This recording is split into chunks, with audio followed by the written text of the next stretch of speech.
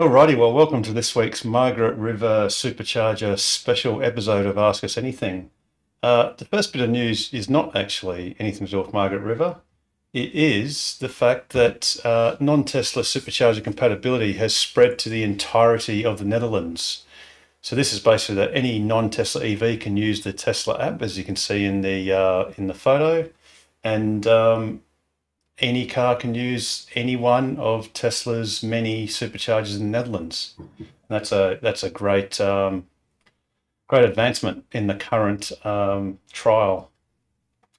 But the next bit of news is the one that we actually care most of, and that's the Margaret River Supercharger. And it actually is at the village at Margs. Of course it is, because it wouldn't be anywhere else. This is awesome news, and it's something that that we've been waiting a long time to see, and it's finally coming about. So what we're going to do is reset in 2 seconds and go to general discussion. So basically what it actually looks like is this is the entrance to the Woolworths car park. You actually come through this way. I think there's a better photo just here. There's an entrance right here, and you come straight in, turn right, and the supercharger, 3 supercharger stalls will be right here. And that obviously is at the village at Margs. So that's the really big news for in Tesla land as far as we're concerned. The electrical contractors have basically indicated that they will be finished by roughly Sunday, end of the week perhaps. Now, going by Tesla's previous commissioning, I guess you could expect this supercharger to be up and running in the next week or so, perhaps a couple of weeks. So obviously as soon as it is ready to go, then we'll let everyone know. But yeah, it's an awesome start to the supercharger year. Perhaps this is the year of the supercharger for Western Australia. Yeah. So feel free to discuss. I mean, obviously we do know that there is a confirmed approval for a supercharger in Lancelin. So we know that's already in the bag. As to when Tesla's going to install it, no one knows. But the supercharger on the map for Q1 2022 saying Perth, is that the Margaret River one, or is there still another one? Oh no, definitely not. No. So frustratingly, Tesla do often give up the the free publicity of actually posting up pins that are coming so that we can all look forward to them. If you look at the charging map, it still currently very much only says Perth North, and that's basically it for us. We'll just click off all the other bits and pieces, and yeah, the only supercharger that's due is Perth North, and it does say Q1. So presumably that's going to be installed in the next few weeks, I guess, with a little bit of luck. But yeah, there are no other. Sorry, did that come through okay? That map? Yeah. Yeah, cool, awesome. Okay, I just had a little bit of worry. I didn't see a little green border around the screen. I was a little bit worried. Yeah, so clearly it'd be awesome if Tesla did actually show upcoming superchargers. I mean, on the eastern seaboard, you can actually see a few of them. There's, Rockingham, I think that's Bundaberg, some in Brisbane. You've got quite a few others, Tenterfield, and others, Armidale.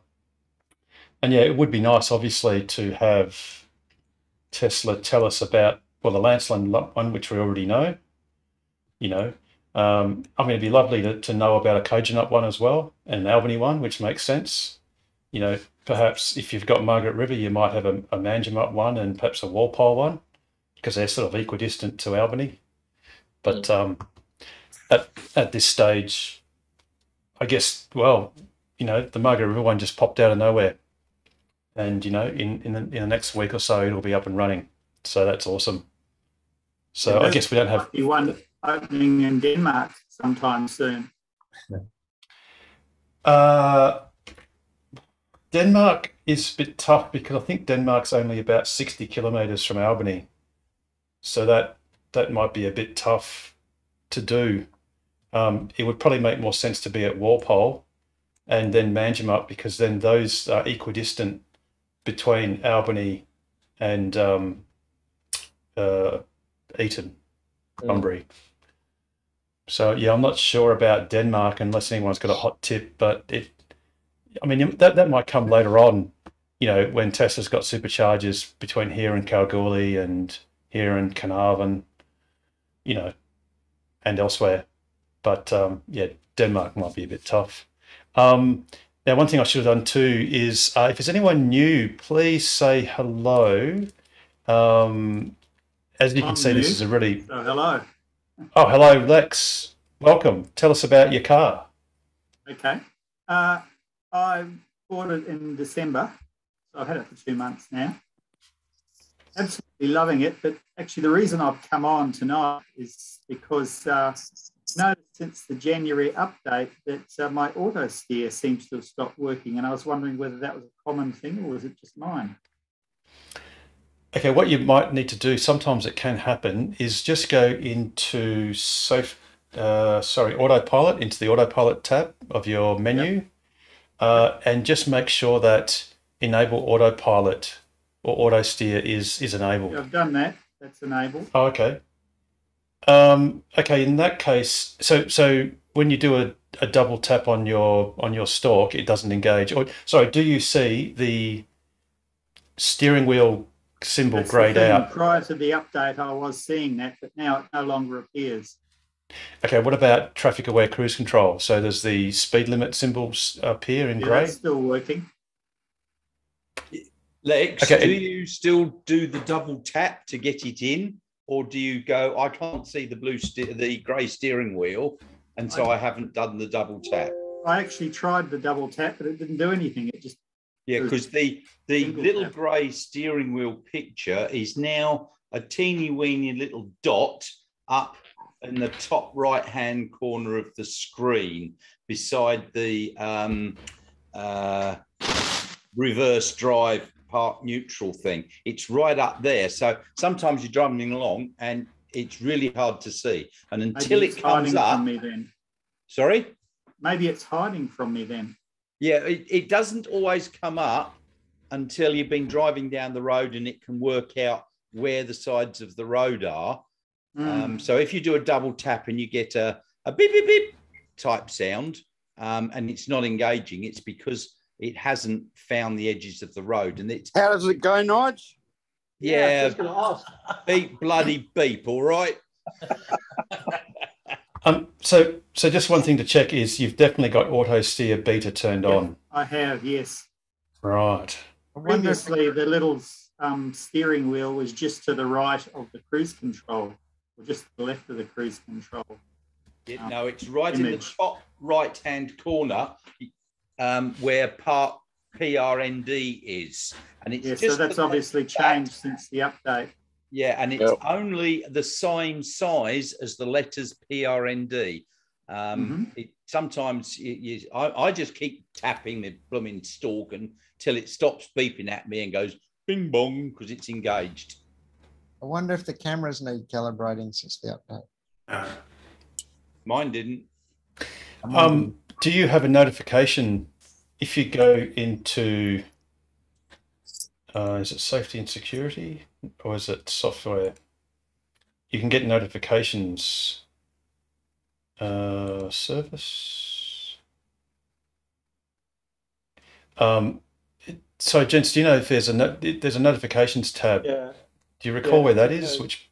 It's in the safety one, isn't it? Safety and security.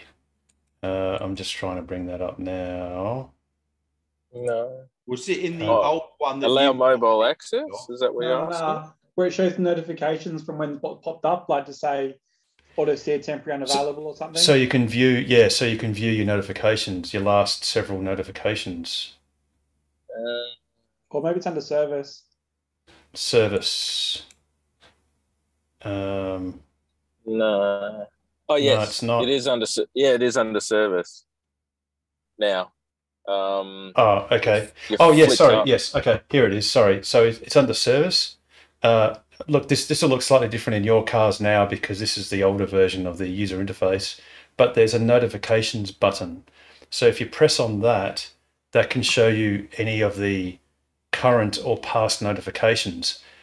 And that could be instructive, as I think it was Richard suggested, perhaps your cameras need calibration. So you might have a notification that says autopilot features limited, cameras need calibrating or something like message, that. No, but you might not see it. You might not notice it. It was working fine before the update, and then after the update, it just unless you said there earlier on that they just moved the icon and I couldn't see it anymore. Even if your icon's moved, you can still do the double tap if it's able to. It would engage. I'll have to try that again tomorrow. If worst comes to worst, Lex, just put a service request in. Yep. And get Tesla to come look at it. How do I do that? I've only had it for 2 months. So how do I put a service request in? In your app. Yeah. The phone. In your phone. Oh, I've got another update. Go right down the bottom. It says service. Down the bottom. Oh, yeah. Harold. Yeah, sorry, I'm just trying to do another share. Sorry. I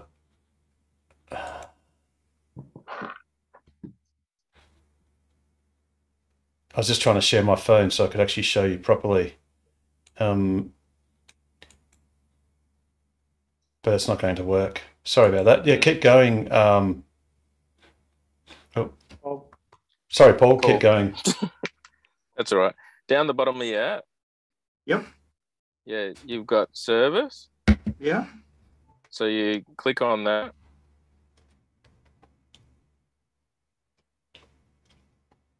Yeah. And then you can click request a service, which is at the top. Mm-hmm. Can you see that? Yep. So click request a service. And then what is it? It's autopilot that you got issues with. So you would go driver assistance features, which is the 4th one from the bottom. On my one, the 4th one from the bottom is software. Oh yeah, driver assistance features. Yeah, okay. Oh yeah. Yeah, you probably need to update your app as well. Yeah. Okay. And then you've got autopilot or cruise control performance. So you tap that.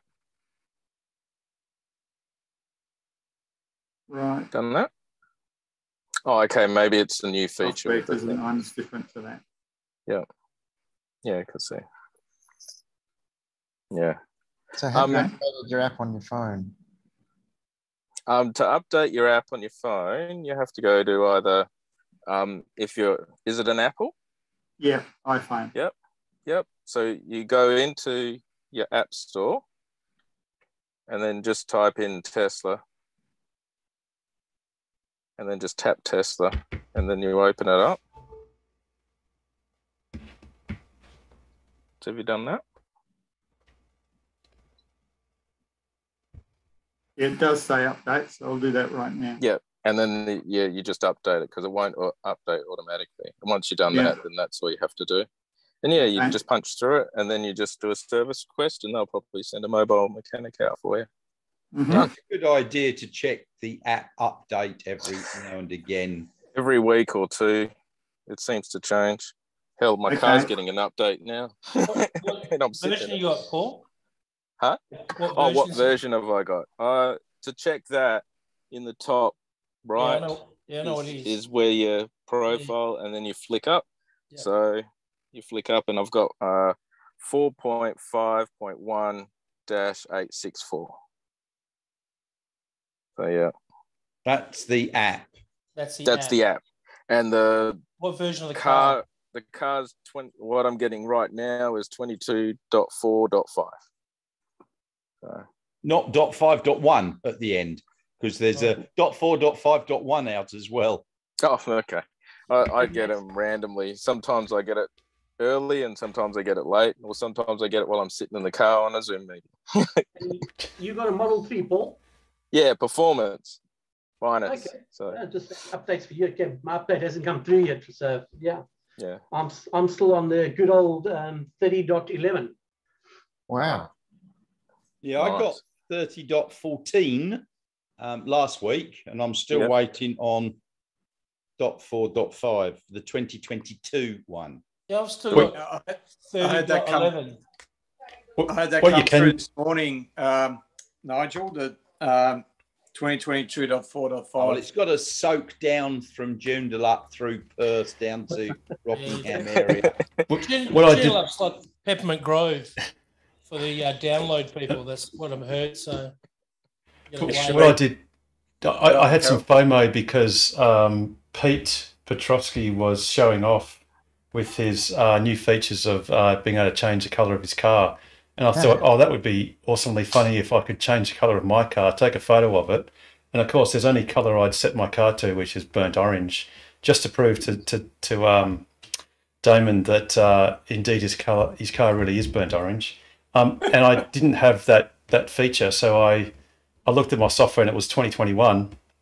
So what you do is you go down to the software menu item, and at the bottom of that item, it actually shows whether your software is up to date. But before it does that, it actually says checking for latest software update.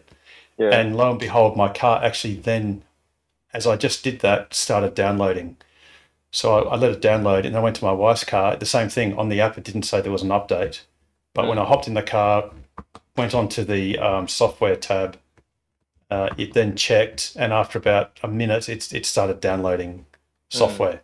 So that's something you sort of can try. It sort of gets back to what I was saying last week about how you get software updates. But that can also be one method where there and then it will check. And if there is a rollout going on, you may just get lucky and get the car to actually start downloading, provided you're on Wi-Fi. Hey, Harold, did you want me to share some screenshots from that new update? Yeah, sure. See if I can get that to come on now. Here we go. There it is. Oh, cool. So yeah, just change the color to blue. And here's some photos. So you can have a. This was a common feature request with the new UI update. We lost the ability to save dashcam footage just with the one click. You had to go into menu, or you had to go into double click. So they've brought that back in, which is great. Good. And then there's the car colorizer, as they call it. It's pretty cool. It actually updates on your app as well. And then just a bit more aggressive regen braking on autopilot as well. Oh, good. So hang on, and there might be one more. Oh no, So what version is that? What's that? What version is that, Pete? 44.5, 2022.44.5. Yeah. It's .4.5, not .4. Yeah, sorry. 4. My apologies. .4.5. Yes, thanks, Nigel. Yeah. And no one downloading now. Harold, Adrian M has a question. Oh, thank you, Nigel. Sorry, I haven't looked at the chat. Let me just expand this out. It's about tow bars. Okay, do people do their own, this is about tow bar installation, or too hard and use TowLink? So I think there's a doctor in the house that might be able to answer this question. Doctor, give me the new. So Richard. Yeah, I did my own install. Electrically, I'm not sure if it works. I've never put it actually. Yeah, I put my bikes on it and everything. That's been going fine for a couple of years, but electrically, I don't know if it works on. So I did that myself too. So I haven't tested that. The install of the tow bars, it's an hour and a half job. It's not a big deal if you've got the tools. Oh, that's very clear, Richard. But Adrian, as Joe said in the chat, they use TowLink and highly recommend them. And obviously, as a TOC member, you do get a discount. So if it's a matter of just convenience, you can certainly get someone else to install it for you. And they'll obviously make sure you've got the correct connection for your trailer lights and indicators. How much is the top quad discount, Harold? I have zero idea. Joe, how much is the discount?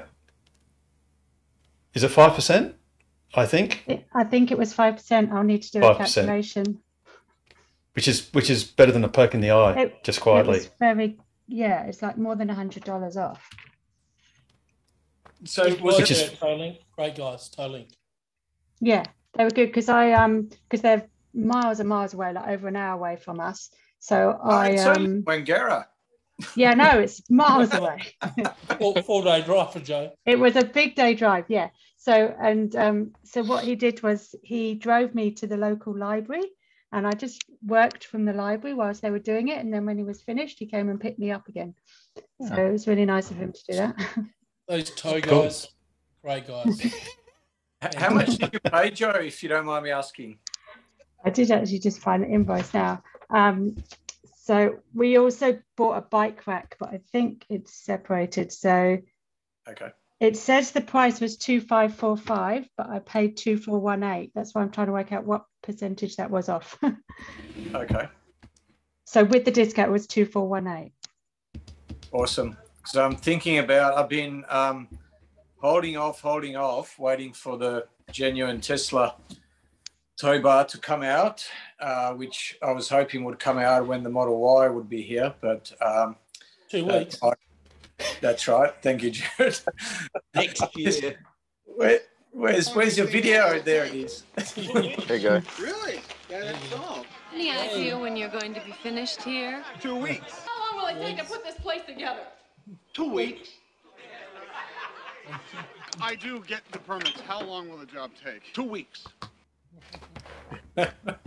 So go, Pete. Yeah, no, ended up selling the Lexus last week. So all ended up going really well. The poor guy, he's in Melbourne. He's going to have to wait 5 weeks for the car to get there. So, yeah, but I don't envy. When it gets there, it'll still be a Lexus. Yes, and it will be a 5.7 litre V8, and by the time it gets there, petrol prices will probably be about $2.50 a litre. So I don't envy him that either. So wow. It's going to cost you 50 cents just for the lights to turn green. Ouch. Okay, so is there anyone else that's new before we get too far into other discussions? Please just interrupt and say hello. Yeah, g'day guys, Lance here. Just ordered a Tesla in December. I'm not getting it till end of March, so playing the waiting game at the moment. Is it the end of March, Lance, is it? So end of March, yeah. At the moment, mine's just left Port Kembla. It'll sit in Melbourne for 2 to 3 weeks waiting for the transshipment. So end of March is probably optimistic at this stage. And you're in San Francisco? Yeah, just for now. Just sit down to San Fran. The good news, Lance, is you're highly likely to get it by the end of March because there's still that quarterly pressure to deliver it by the 30th of March. So you probably will get it then. They'll do everything they possibly can. It's a minor disaster for them if they dribble it out into April. I mean, relatively speaking. So you will get it. It just might be right at the very end. Is that what they say on your? Is that what your Tesla app says? End of March or? Yeah, March 10th to March 23rd, but the ship doesn't arrive in Perth until March 14th. So I don't know how they got the 10th estimate. Did you check that recently on your app?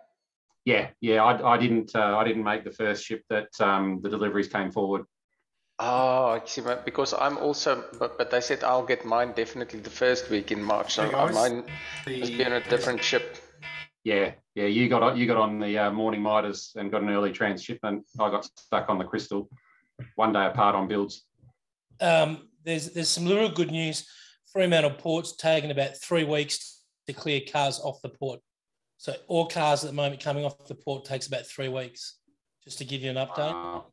So, I pick up a car tomorrow and it's been on the port for 3 weeks.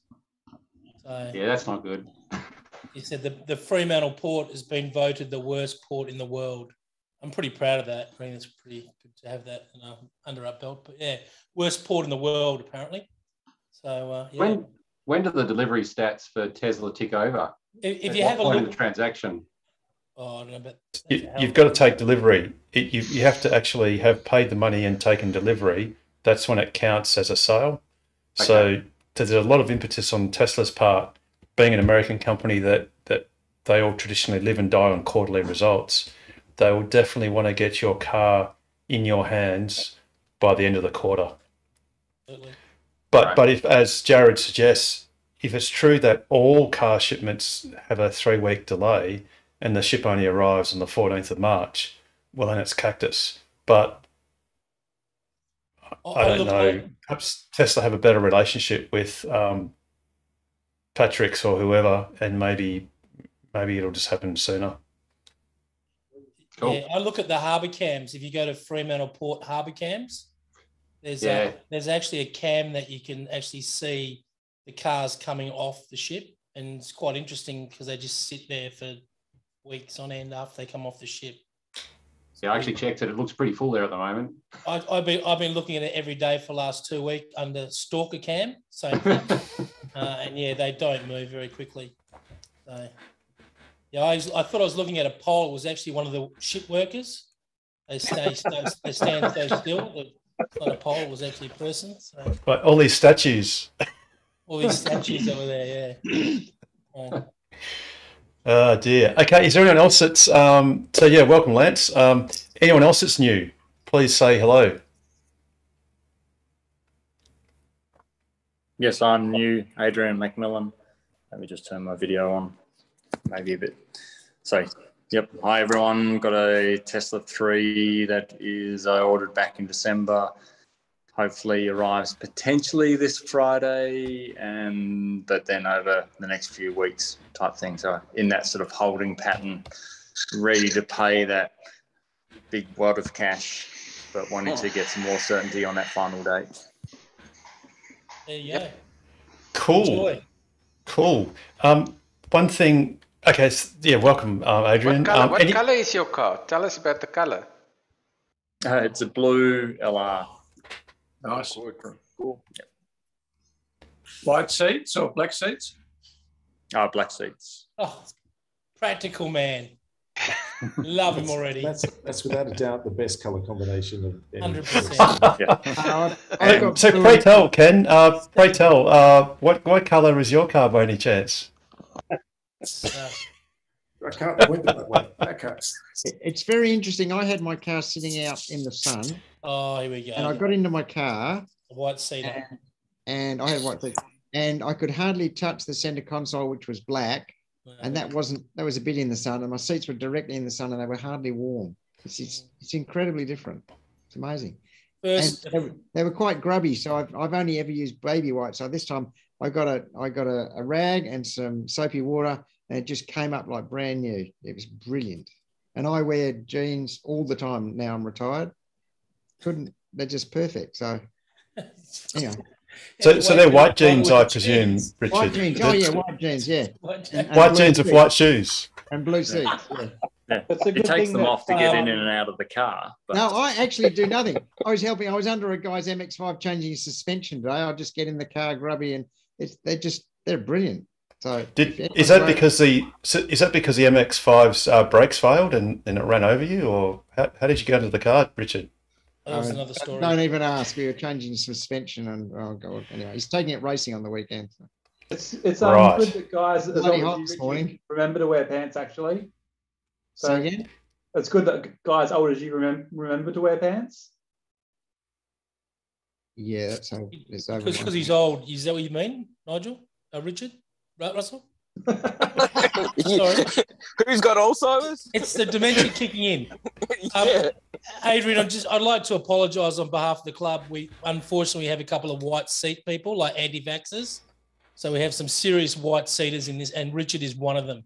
He's a very heavily white seater. Works great. So we don't want any of that white poison in our bloodstreams. Well, Pete's got black seats and white seats, so we have a couple that sit on the fence and swing both ways. So yeah, just be aware of that. But yeah, we all know that the black seats are the practical seats that you should be really having. Black seats are I'm just cutting to the chase. Just go straight. They're going to go black. They're going to go black at some stage. So just may as well cut out the middleman. That's right. You made the right decision. Well done. Yeah. Really good. Okay, I'm going to welcome Nicola. You haven't finished telling Adrian about what he's going to expect on Friday. No. Well, I've got to welcome everyone first. So welcome, Nicola. Hi, how you going? Good. Tell us about your car. So I've had my Tesla now for 2 years, just over 2 years. So I think I got in the first batch that came out, and I've been waiting a long time for it. Oh. But once I have got it, I've been using it enormously, but a bit late to join the Tesla club, to be honest. And then Never too late. Yeah, thanks. Never too late. So, but most recently, I think the question I wanted to ask tonight was that I've found that my camera image is starting to it stalls and it's like a delayed. When I put in a service request, they said this was going to be a fix that's happened. I just wanted to know if anybody else had experienced this, that their cameras kept on reverting back to a previous image. And when it did seem to commence video footage, video, it would also be quite staggered as well. Yeah, it does tend to freeze up every now and then. Which can be concerning, especially if you're reversing and you're relying on that camera feed. Look, there is in the newer cars, I'm pretty sure it won't be in this shipment coming through now, but maybe perhaps in the shipment after that, they're changing the chip to a faster Ryzen chip. So that should... And I think I've read somewhere that they're going to be offering that as a retrofit as well for some of the existing cars. So, look, that's one fix, but I know they have been looking at it from a software perspective as well, to try and fix it. I don't know if anyone else has got anything to add to that, but yeah, it can be frustrating, and you just got to be extra careful. Careful I was not, and I did crash into something. So my next question is, I know, right? So maybe I became too reliant on it, but I've been directed to Lombardi's to get the car fixed, and I wondered if anybody had had any experience with them, because when I spoke to, who did I have out today? Paul came and did some work on the car, and he said he hadn't heard of Lombardi's being a registered Tesla a company yet. They're mainly Jaguar. He's my next door neighbour, but they're mainly Jaguar. Okay. So I don't think they do Teslas, but I stand corrected on that. I was speaking to him about my car, and he sort of slated a bit. He was all for the iPlace Jaguar and all the rest of it. So I think I'd check that a bit. Yeah, thank you. Because RAC have recommended I go to them, but beforehand it was McCarthy's, and I just wanted to know if anybody else had any recommendations. Well, there's Bowra Panel and Paint in Osborne Park are a Tesla approved repairer. Okay. Yeah. There's 4 authorised repairers currently in WA. So McCarthy Prestige, as you mentioned, is one. Mirage is another one, and they were the first 2. And apparently between the 2 of them, the prices weren't the best. So RAC complained to Tesla and said, look, premiums are going to go up, because the pricing being quoted is, a lot higher than it should be. So, Bowra came on, as mentioned, BOWRA. But the latest one has been J&M Smash Repairs in they're not in Wangara, they're in, I'll remember in a second. But as far as I know, they're the only 4 authorised repairers in WA so far. Okay, thank you. I might give Bowra. Recommend Bowra's. And yeah, Nicola, fantastic. Thanks. You're with RAC? I am. Oh, cool. Have you been with them obviously the whole time?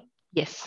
Yeah. Did you find them competitive with their insurance? Yes. I mean, look, I'd only gone to a few others, and UE was just ridiculous, something like 2,500, and the few others were, in excess of 1,000, etc. But RAC was very competitive in comparison. I think it started at 750 or 650 even originally. You're lucky. Right. I know. Well, that was originally. It's gone up now to about 1,000, I think. But yeah. That's good. That's still good. Exactly. I think so in comparison to what I think I went out to 3 and I just thought I'm not going to waste my time anymore, and it still was the best. So yeah. Went with them. Well, No, I did one with Just on the SGIO at the recommendations, start, and they wanted 3,500. Yeah, it's ridiculous, isn't it? Yeah, it's sorry, J&MO in Malaga. Sorry. Okay, cool. Thank you. That's And right. just on So you the got data Malaga, points, you got Bowra in Osborne Park, and Mirage and McCarthy's sort of down Dalkeith area. But yeah, opposite the Claremont Showgrounds. I've used them and they were great. I know they were one of the first, and so McCarthy's would be a fine choice as well from my perspective. Okay. McCarthy's did mine and they did a brilliant job. Yeah, that's what you want. It's good. Thank But you. speaking of new cars and the updates, the new 22 models being Tesla 3s being delivered with the larger battery. Has anyone seen that with their vehicles? Yeah, an extra. So I got my wife's 83 kilowatt hours, I think. Yes, an extra 5 kilowatt hours. Hers was the unicorn in that it still had the fast acceleration, but the slightly larger battery size. But you're getting the long range, did you say, Adrian? Yeah. Yeah, so you should have the 75 kilowatt hour battery. Yeah, but I think the upgraded one isn't that, because you see some people reporting that it's up to 83, so it has the 5% lift up from the 77.5. But yeah, you check with the dealer and they don't know, they won't say anything, and so I'm kind of intrigued because compared to the battery at home, a 5 kilowatt hour increase is quite significant. It's nearly half of my battery. Yeah, absolutely. So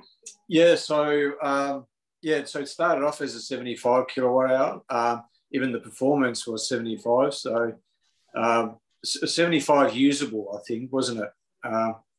Or all up, I can't remember. But yeah. So sorry, anyone else know what the long range is up to now? But it should definitely be. No. I'd be 99% sure to say that you'll have the extra battery capacity. Yeah, that's right. I don't think we know for sure. I know there's been reports of some people getting the 82, but whether they're coming to Australia, I don't think we know. Adrian, the main thing is you've got the black seats. That's all that matters. Don't worry about the rest of the stuff, mate. Get the black seats and you'll be fine. Oh, you mean because I shit myself because I haven't got the larger battery than the black seats have got me covered? 100%, exactly. You're not going to be sitting there with a packet of baby wipes in your hand, are you? Like some people, like Richard Cooper. Yeah, well, I don't need to wear my white jeans. That's exactly right. 100%. And if you did use your baby wipes, there'd be this sizzle as if you left the car out in the sun, as the baby wipes just instantly boil off. 100%. As you're wiping over the black seats. 100%. I can definitely concur on that point with Richard, though, the doctor. So my black car with black seats, if I leave that in the sun, I'll burn the back of my legs almost sitting on that black leather. But my wife's white outside pane with white seats. Yeah. If you leave it in the sun, the seats will be warm. They'll never be hot. So, I mean, we both have cabin overheat protection turned on. So they should never be boiling hot. But sometimes my black leather feels like I'm about to burn myself. So. But if I keep my aircon say on 21 degrees, right? So just keep it running. I can't believe my black seats will get hot, will it? No. So all you need is so today it was 37 degrees inside my car, and within 5 minutes I turned the aircon on remotely with the app, and wasn't even 5 minutes and it was at 25 degrees or something. So yeah, and it's only if you leave it in direct sun. So that seat that you're sitting on has to have been in direct sunlight. And what percentage of owners have the Tesla wall charger at home versus just running either a 10 amp or 15 amp GPO? If you have the Tesla wall charger and you have three phase, it'll charge at 11 kilowatt. Am I correct? If you have one phase, it'll charge it. If you have one phase, it'll only charge 7 kilowatts an hour. 7 and a bit. Yeah. 7.2, I believe. Yeah, something like that. Yeah. So it depends on if you have single phase or 3-phase electricity. Yeah, I've got 3-phase at home. No, then it'll be okay. Yeah, so you would recommend the wall charger at home?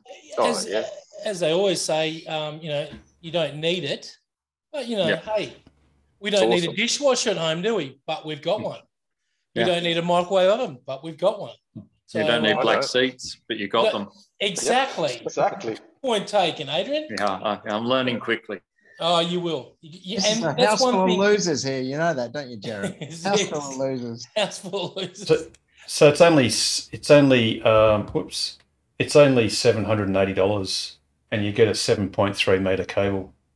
Jeez. Which is good. And it's white. It's white with a black lead, so it's black and white, so it's perfect. You just get a can of spray paint, Adrian.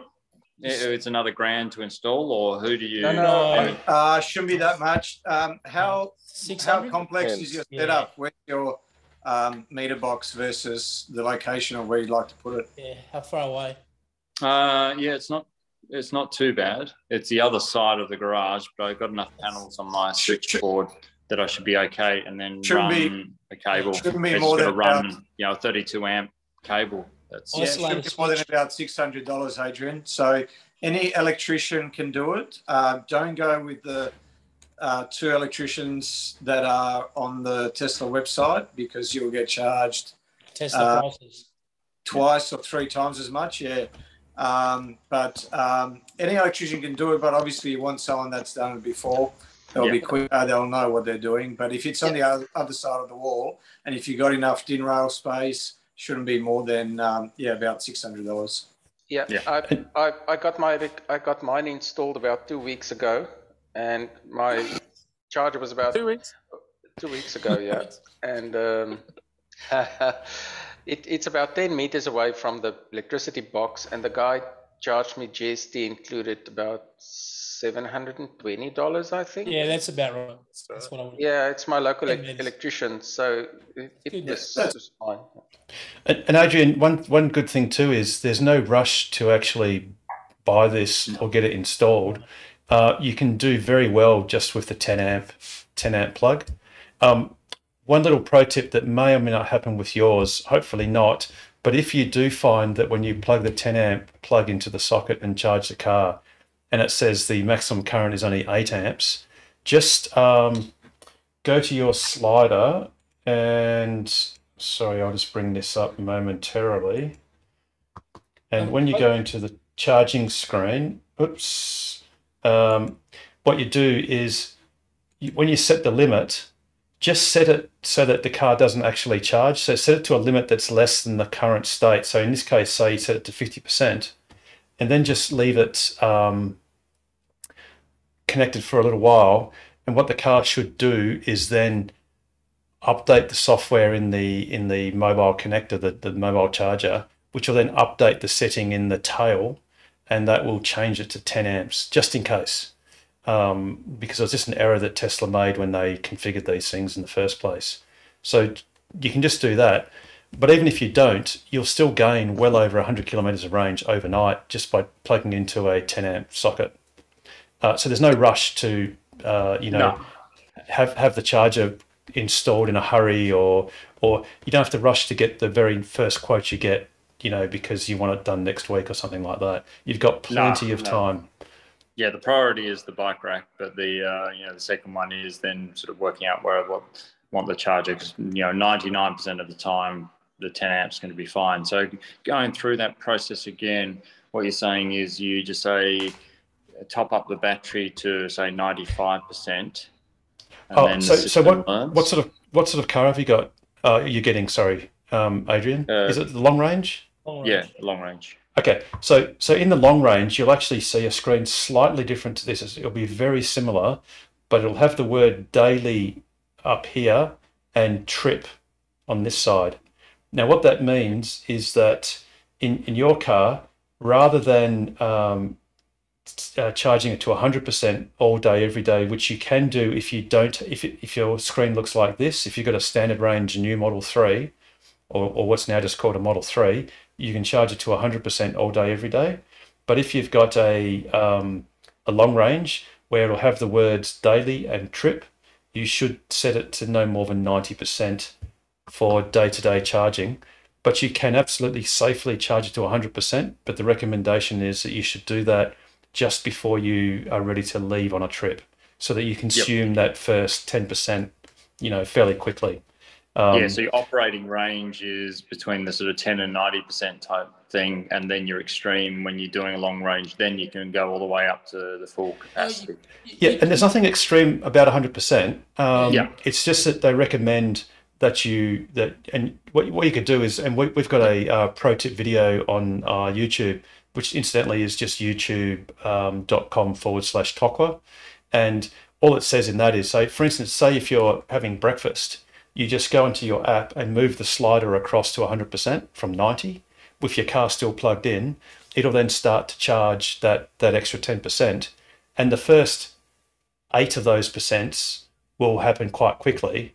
And then the last 2% will still take forever. And really, it doesn't matter because it's only 2%. But then what you should do is, so that'll do that over the next half an hour, 3/4 of an hour.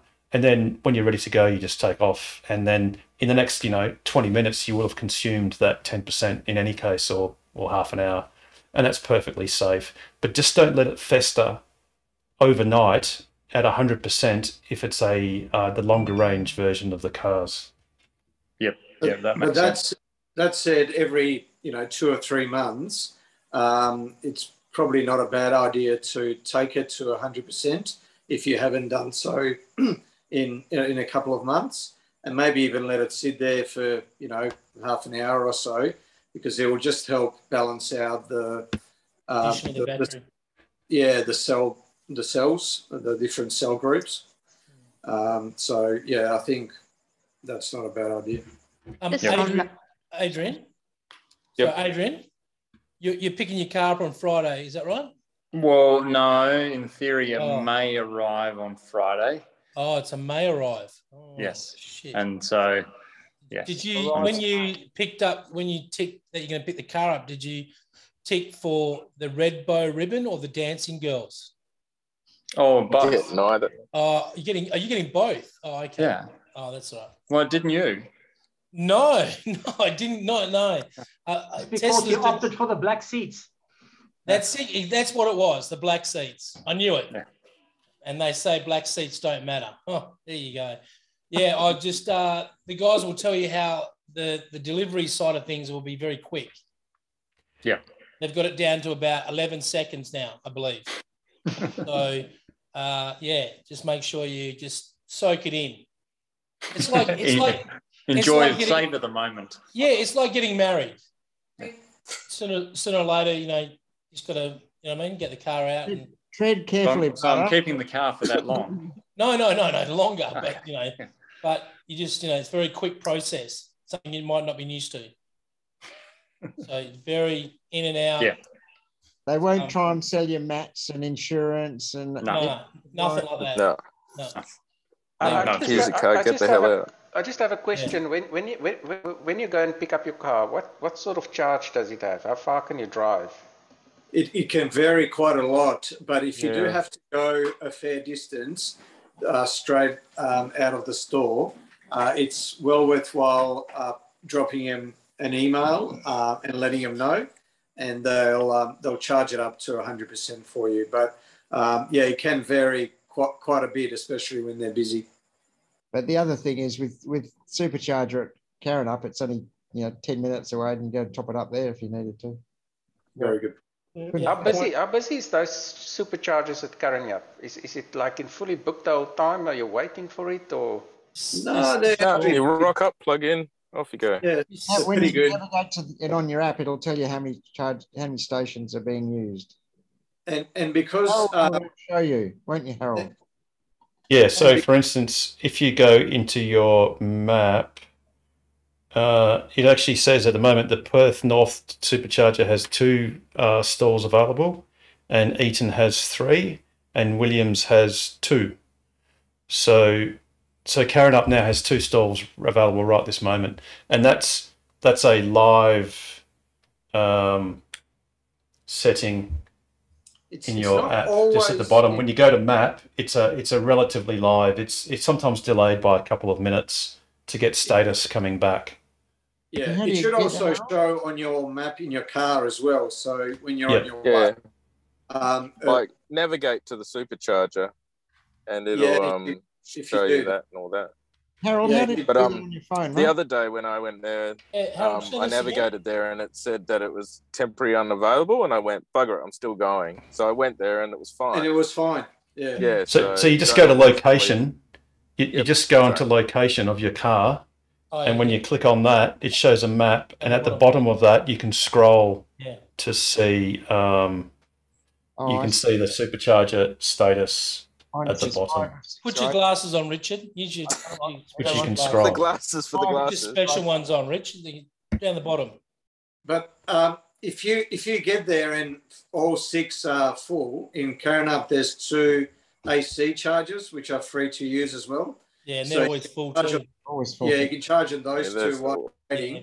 But if all 8 for some reason are full, it's worthwhile just to park up and wait, because now you'll get charged idle fees if you're at 100%, or if you're at your desired charging state of charge level, and you overstay your welcome by more than 5 minutes, you get charged about $1 a minute. So most people are aware of that. So if you just wait 5 or a few minutes, one should become available. Those free ones are never available. Always there. And just also a tip for Karrinyup, the connectivity shit. So once you plug in and you flick up your charge to 100% or something like that, the car will let you know how long you have. Set yourself a timer like 5 minutes before, so you can get back in time to unplug. I asked these guys to put a mobile booster there in the basement. William. Sorry, I keep forgetting that you're in that Whitlam's Witness Protection Program, so we can't see you. But the problem is they've run out of money. They spent $480 million on the shopping centre, and they can't scrounge up the $120 for the Wi-Fi booster. So they've just got to wait till they can get some more money in there, and they'll get that Wi-Fi thing sorted out. I was there on Monday. Oh, here we go. Here we go. And there was only one other Tesla parked there, so there were 5 empty, and there was only one Tesla in the 2 AC chargers. But I've got Vodafone, so I get 5G down there. And I went up into the shopping centre and had a coffee, checked on the car, and it connected instantly. So the car's using Telstra. So I think that something's being done down there. It connected every time I checked on the car, it connected through no problem. Whereas the week before, I could not connect to it. The thing is, because everyone's at work when you went there, so there's nobody there except old people that go there. It was Monday afternoon. So it would have been early morning, huh? That's terrible, Jared. There's a lot of people. There's a lot of those of us that resemble that remark. Yes, there is. Now, sorry, got hair. Adrian, I think you'd mentioned or you'd asked about the delivery experience. It's always good to be able to video your experience, because it's a special thing to have that special moment of when you received your car. I'd like to make a purchase recommendation on the camera that you should bring to the service, to the delivery event, and that's the TMX 7510. It's a Phantom high-speed camera, and at 76,000 frames per second, it might just be able to capture about 10 or so frames of your delivery experience, because it will be very fast. But the streamline. Yeah, so I think I'm getting the message that this might be very quick. Yeah. I don't know how you get that idea. I don't know why you get that idea, but yes, it'll be very pretty fast. quick off the mark. Who are you dealing with, Adrian? You won't have time to take the cork out of your champagne bottle, put it that way. Champagne? What's champagne? You're talking about champagne. He got spoiled because he bought the white seats. That's why he got champagne. It's the white seats again. There you go. Class rises to obviously so different class. It'll be very brief. So all I'll basically do is possibly learning your phone as a key, because you can add your phone as a key to open or unlock your car. They'll just ask you, do you have any questions? And if you don't, then they'll be really happy to see you drive down the driveway and enjoy your car as soon as possible. So, but obviously, all jokes aside, if you do have some questions, do ask them. One great thing is you don't have to get too hung up about checking for any paint faults or blemishes or anything like that on your car. You're more than welcome to do that at that time. But Tesla do have a policy. It's at least a couple of weeks, or is it 1,000 kilometers, something like that? Or yeah. So you don't have to stress yourself out trying to pick all the faults necessarily all at once. You can just take your car home and enjoy it, and then maybe in the next day, once you've calmed down, you can then just go through the car and just note down any issues that you might find, if there are any. But to be honest, with the Shanghai built Model 3s, the build quality is excellent. It really is. With that, with the time or the kilometres, I asked that question when we picked up my wife's car, and they said, "Oh, look, there's no sort of hard and fast rule. It's roughly or generally speaking, maybe 300, 400, 500 kilometres." But they said, "Look, if you picked up your car and you drove it straight down south, and you're on country roads and you did some country driving and you got some stone chips, well, we'll probably say no. But if you've done 500 kilometres just around your suburb, then we'll probably say okay." So they're just sort of applying a bit of common sense. Who are you dealing with, Adrian? Adrian, who are you dealing with? Aussie Park. Yeah, no, who at Aussie Park? Tammy. Oh, okay. Is that a little Irish bird? No, he's a black guy. Oh, yeah, I know him. Yep, I met him before. Nice guy. Yeah. I think he's getting one himself. He was telling me last time I spoke to him. He's getting a Tesla himself. Ben, one of the salespeople, he's getting one himself as well, which is great to see the sales guys getting their cars. I reckon that's really important. Yeah, and with white seats as well. Yeah, we don't know about that, Peter. We're not sure about someone's got to buy them. Yeah, well, that's designed for people that, like the white seats, That's not Adrian or me. So, Carmen, you got white seats, haven't you, Carmen? You haven't got white. No, black. That's right, of course, black seats. White on black. Sorry, there you go. Yeah, I also have the black seats. There you go. Yeah, I got the black seats. Peter, sorry, Alex, did you say black seats? Black seats. Yeah, see, that's why. Yep. Yeah, okay. I got you now. Paul, you got black seats? Yeah, what? That's Stormtrooper car. That's black seats? Yeah, black seats. Yeah. White. Nigel? White. I had to pay for white. When I got mine over 2 years ago, there was only black seats or black seats. So I opted for black seats. Black seats. Black seats. Good choice, Nigel. Very good choice. Black seats, does anyone here had to get some work done on the driver's seat because it's squeaking? Whoa. That only happens with black seats. That never happens with black seats. Thank you very much. No, that could be your own hips needing some oil. Yeah. No, apparently it's a thing because my friend had his Tesla in on Friday because his seat was squeaking. They said they're going to replace the bases of the seat. Okay. Yeah. Cool. Well, it is an electronic car, so maybe it comes with a mouse.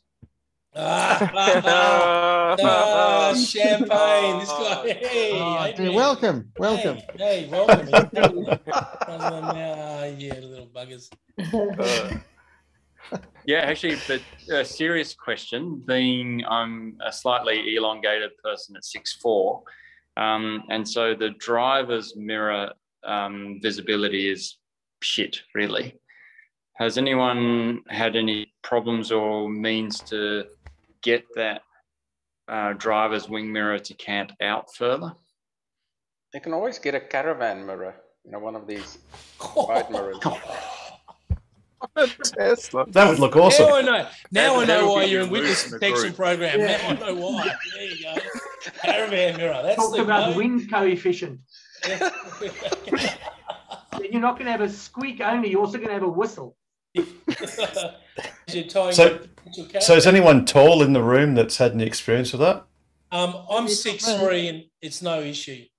But, I work on the, she'll be right on the right-hand side policy. So, just when you overtake, sit on about 140, then you know that no one's going to be there. Yeah. So there's no issue then. Don't look back. Just don't look back. Don't look back. I know you sit at 140. I was following on the freeway the other day. Was that you following me? Actually, I think we need to preface that advice with this little message. The following segment is general in nature and shouldn't be taken as personal professional advice. Yes. Listeners should seek their own independent assessment from a qualified advisor and not rely on the general nature of information in this program. On the other hand, you might want to listen to this. Viewers are advised that this recording may contain references to Synergy, 2 Weeks, and Grimes. Anyone triggered by these or similar phrases should press pause and subscribe to the Nissan Leaf channel. What's wrong with the Nissan Leaf channel? And just in case you weren't sure about why you actually bought a Tesla, then you might want to have a look at this. No, not that. Sorry. Oh, here he is. No, that's him. I'll go. Yeah, I know, but I'll go this way. Oh, he's the best one. Yeah, here he is. I love this. And I can confidently in a car. My self-identity is wrapped. As a Tesla owner, my self-identity is wrapped up in my car. And I can confidently tell you that the best way to care for the environment is to drive a $110,000 electric car because it has 0 emissions. And I want you to know from the bottom of my Tesla-owning heart to you, if you don't drive a Tesla, then you're selfish and clearly hate the environment. That's so good. No truer words have ever been said.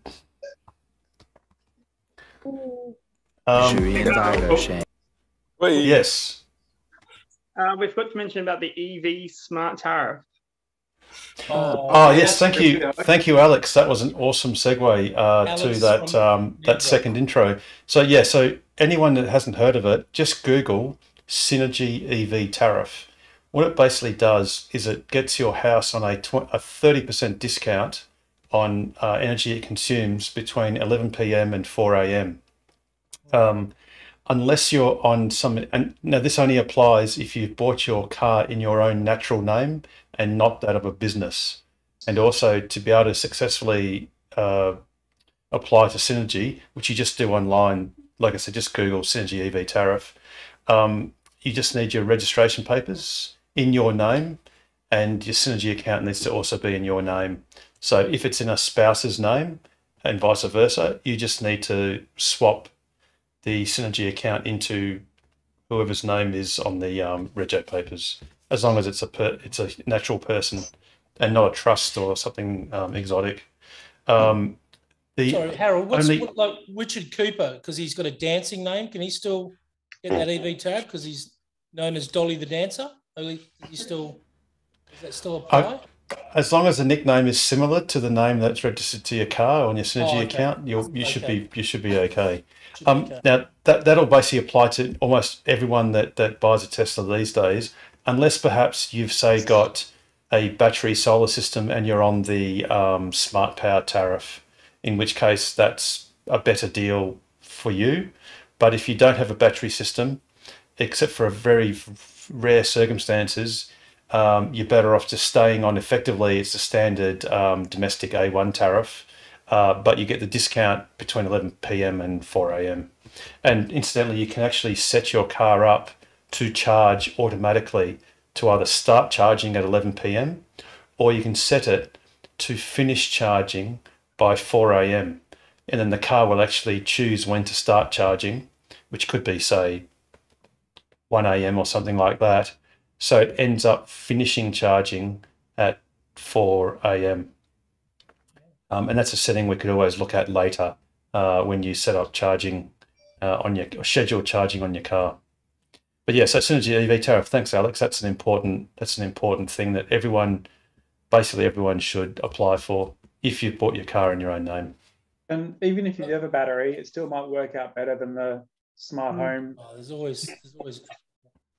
Yeah, that's right.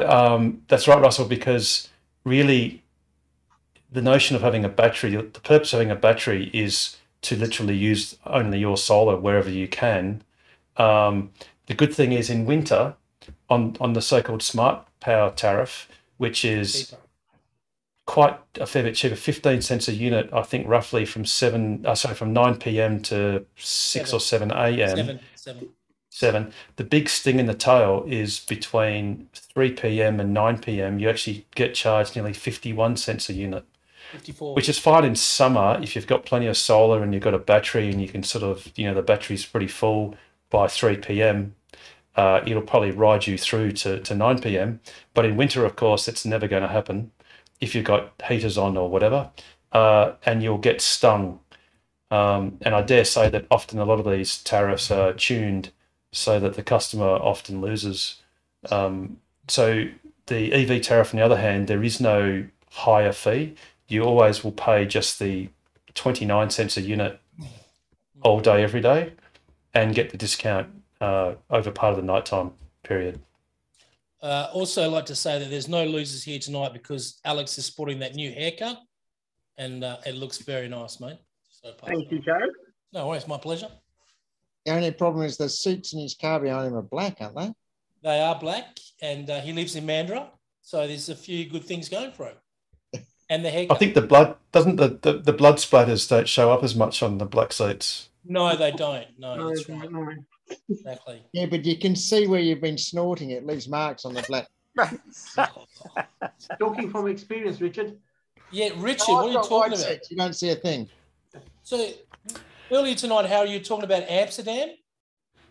Yes. Is that the charging stuff? And is there any truth in that? Is in Amsterdam that you're going to be able to plug and charge and go, sort of like really quickly, and like just roll up in the section and just charge and go real quick? Go like, is that a possible thing? You just never know with the technology of these days.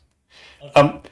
Hey, I've got one little thing. I did a little bit of research on some of us are looking out for the Model Ys, of course, and there's there's a few conspiracy theories. I myself had a bit of a theory that, for instance, one thing we found out, and I'll just show up this little Excel spreadsheet, is that for Model 3 long range and Model 3 performance, if you ordered one today, you will not get delivery until Q3. So they're basically quoting between 5 and 7 months. So what I thought is I'd compare that, for instance, with Singapore. And Singapore, they only sell a Model 3 or a performance, and you can get it between 4 and 6 weeks or 2 to 4 weeks. So that's sort of interesting. But I mean, Singapore is close to Shanghai, and it's a much smaller market. So, perhaps they've got shipments coming in, so we're not quite sure. Hong Kong, and Singapore's a right-hand drive market as well. And so is Hong Kong, and they've got Q3, Q2, and Q2, which is interesting because they're saying that the premium cars are sort of available sooner than the cheapest version. And then if you go to the UK, which obviously those cars are coming from Shanghai, in fact, so are the German cars, you've actually got this interesting thing of the performance are coming in May, which is earlier, so there's a preferential on the more expensive version. Then you've got August for the lesser version cars, and Germany's the same. Now, when you flick over to the Model Y, which you can get in Germany and the UK and Hong Kong, what's interesting is the performance cars look like being available in April, and the long range, they don't sell the standard range. The long range is May. So I just wonder whether they think that performance cars might be starting to be made in the German Gigafactory in Berlin, possibly having deliveries in April. Because on the other hand, in the UK, they still have the May delivery for their long-range Model Ys, but now it's pushed out to late 2022 for the performance. So presumably that means they're going to wait to do right-hand drive versions in Germany until the end of the year, which probably makes sense. But if you flick over to Hong Kong, you can get performance and long-range Model Ys in Q2. So that's, the next few weeks. But the standard range are in Q3. So I guess the question is, what does that mean for Australia? And one thing I was thinking of was, well, why have the Australian Model 3 deliveries blown out so much? And one explanation could be that Tesla know there'll be a certain percentage of people that have ordered Model 3s now that haven't received them yet, that if they hear about the Model Y being released, they will cancel their order in favour of a Model Y. So then it might make sense to sort of constrict the supply a little bit, push the order book out a bit, so that then so none of these cars that are arriving in Q3 have been built, nor the minerals have probably been mined to even make the parts for those cars. So it sort of makes sense for Tesla to blow the delivery book out a little bit, so that when some people cancel in favour of a Model Y, then they'll just be able to shuffle those orders, either reduce them down, or other people will still want a 3 over a Y anyway because of its styling and stuff. So, Pete, what do you reckon, as someone who wants to put a Model Y in order? Well, I was going by the theory that Model Ys won't come to Australia until Berlin and Austin start ramping up and provide a bit of extra capacity for Shanghai, and then we'll get the Shanghai Model Ys, or then they'll introduce, the right-hand drive production line for Shanghai. But that's a really interesting theory as well. What would be really interesting, Harold, is to maybe look at the Wayback Machine, or maybe speak to some of your European contacts to see whether the timeframes had blown out in the UK as well before the reservation. They have. No, they have. So previously, long-range Model Ys, their delivery was February. So they are doing deliveries now, or they're about to do deliveries in the UK for the first shipment of long-range Model Ys. They don't sell the standard range. And their performance, the website did say mid-2022. So now the website is saying, as of today, it's saying for a new order, May for the long range and late 2022 for performance. But that's at odds with Germany, where in Germany they're saying the performance Ys are April. And that's actually before the long range cars in May. No, what I meant was whether the Model 3 delivery timeframes had blown out before Model Y was available to be reserved. Yeah. No, they hadn't. No, they were getting. No, they've blown out. They were only weeks. It wasn't months. Right. So perhaps they've learned their lesson as a result. So that theory could still be relevant in that scenario. Maybe they've learned their lesson, realised that a lot of people cancelled Model 3s, and they would have been better off holding some back. And very interesting. I've got a question for Richard Chapman. Is he there, Richard Chapman? Richard Chapman, you there? Oh, come on, he was there before. Richard Chapman. He's there. He's just lurking. He's listening. Richard Chapman, come in, Richard. RC. Richard he might Chapman. be. Here he is. You always try and get me when I'm literally in the most awkward. I was like in a cupboard. I thought the therapist said you come out of the closet. Yeah. Yay! So, I'm gonna go back in now. So, I've got a question for you, Richard. For weeks and weeks, we've been talking about this idea that you had this electric train concept, and you've been putting it to, telling us about it week after week, which has been very fascinating. And I just managed to get some documentation on this train that you've been working on. Would you like to explain to the group a bit more about this train? So how do I put a photo up? Like, do I just show my camera, my photo? Is this the train? Is this anything a part of this train? Yeah, that's the one. Is that the train that's going to tow 350 locos across the plane, is it? That's the one. That my boy's called James, and the train's called James too. So it's red. So it makes perfect sense. That's the one. Okay. And it's battery electric, and that one's got solar panels on top. And look, Gina's bought it for me, so I'm happy. Okay. And the therapist said it's all good to talk about it. That's good. That's great. Yeah. All righty. The joke was not lost on us. You know that is actually a lithium-ion battery train. Really? Yeah. So is that the not the HO scale? Maybe it's the OH scale. It's the version. the O scale. The O scale. That's the RC scale. You weren't the only one that made that connection, Jared. Oh, really? Oh, damn. I'll save that to Wednesday night, especially. But here we go. Alrighty, so has anyone got any more pertinent questions to Teslas? Sorry, I was running a bit late tonight and I missed about you talking about Margaret River. In 30 seconds, what's the story? So 30 seconds it's under construction. We've actually got images of it right here. So it's at the village at Margs. It's at basically the Woolworths. Whoops. And here's where the chargers will go. This is the entrance, the parking entrance. It's an Undercroft entrance to the Margs village. And they're going to be 3 superchargers, 3 stalls, 3 version 3 stalls installed just here.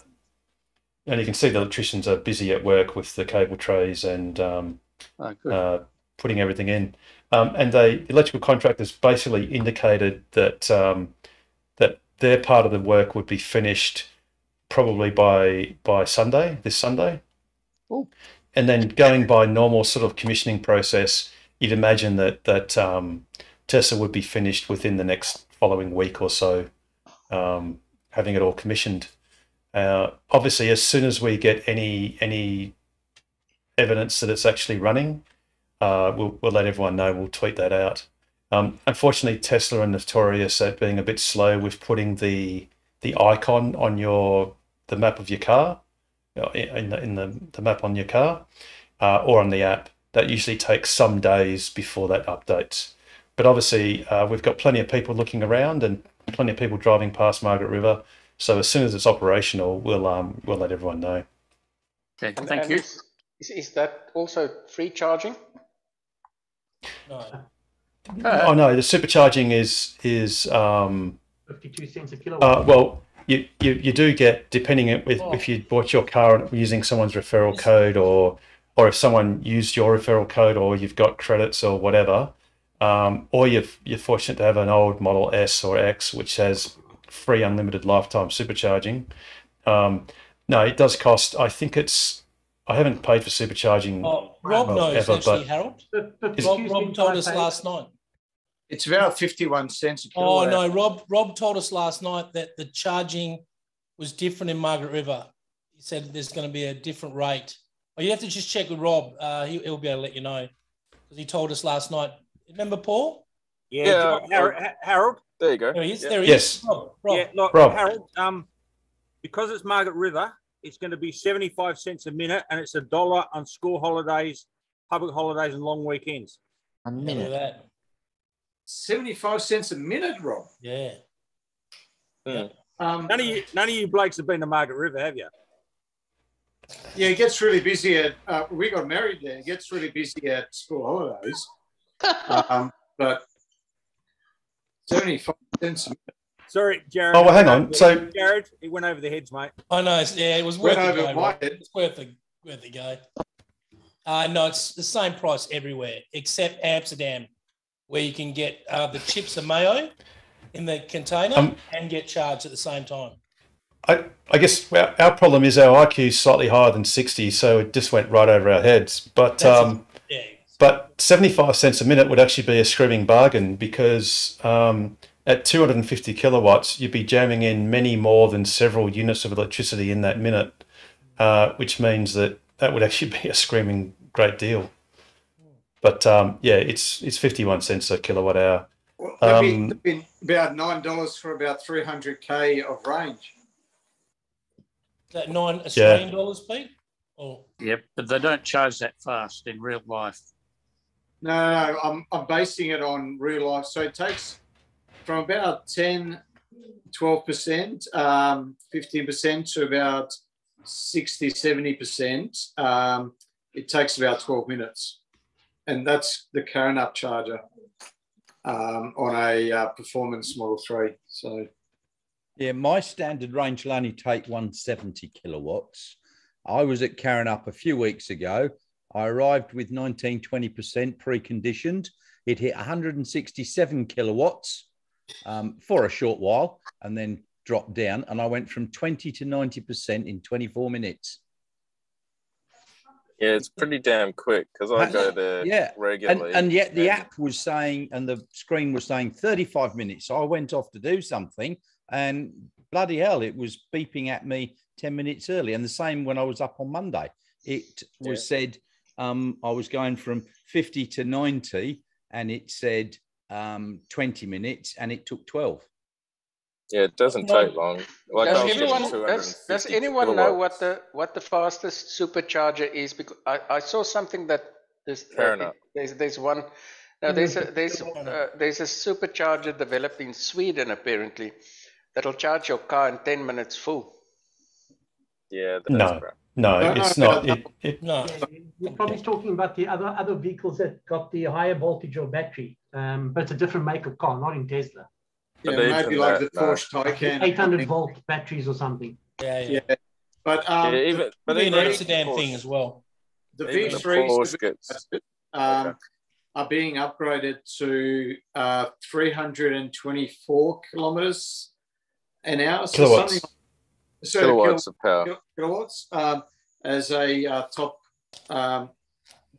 rate. Which ones are those?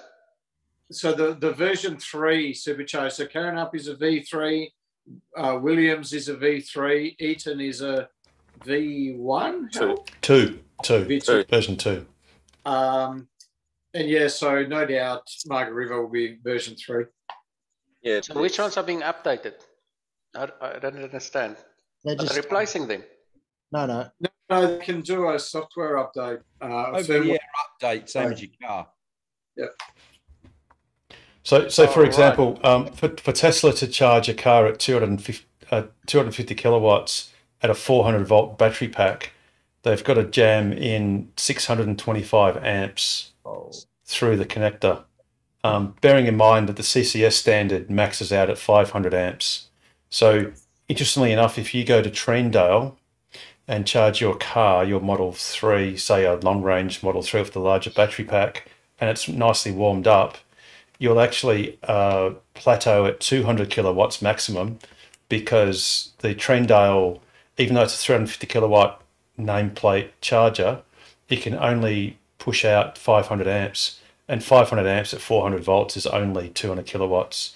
Whereas if you go to Margaret River, Karen Up or Williams, they can jam up to 625 amps roughly into your car. So what Pete was saying is, the implication is if it's 324 kilowatts at say 400 volts, they're actually 324. Sorry, I shouldn't do this in real time.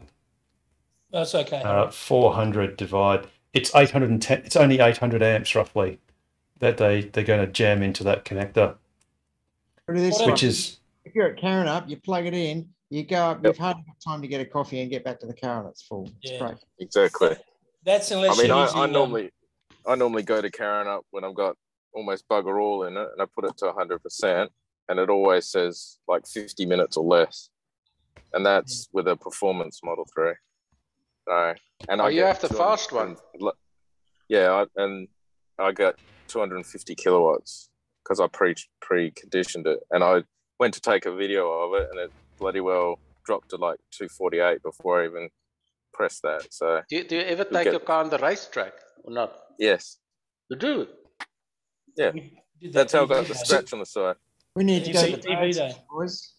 Unless you're using Williams' 15-meter extension lead, it might take a little bit longer. So if you want to precondition your battery, just quickly get this point across. If you do want to precondition your battery, it's less important these days because it's summer, obviously. Although having said that, your car will be still fairly cool in the morning. What you do is you just select on your navigation part of the screen, you just go navigate to, and then you'll see charges or charging, and on the map it'll show up the icons, so there'll be red icons for the superchargers. Just make sure, if you want to charge as quickly as possible when you get there, is to navigate to the supercharger pin, the red pin. And then when your car is approximately half an hour away from the destination or less, it'll start after a minute or two. If it's a little bit cool, you'll see a notification that says preconditioning battery for maximized charging or something like that, supercharging. So you should do that if you really want to charge your car even quicker than it otherwise would. The only slight penalty is you do sort of pay for it in that the car will use about 7 kilowatts of energy while you're driving along to deliberately heat the battery. Then you drop it at Trindale rather than Eton, and you get your juice cheaper.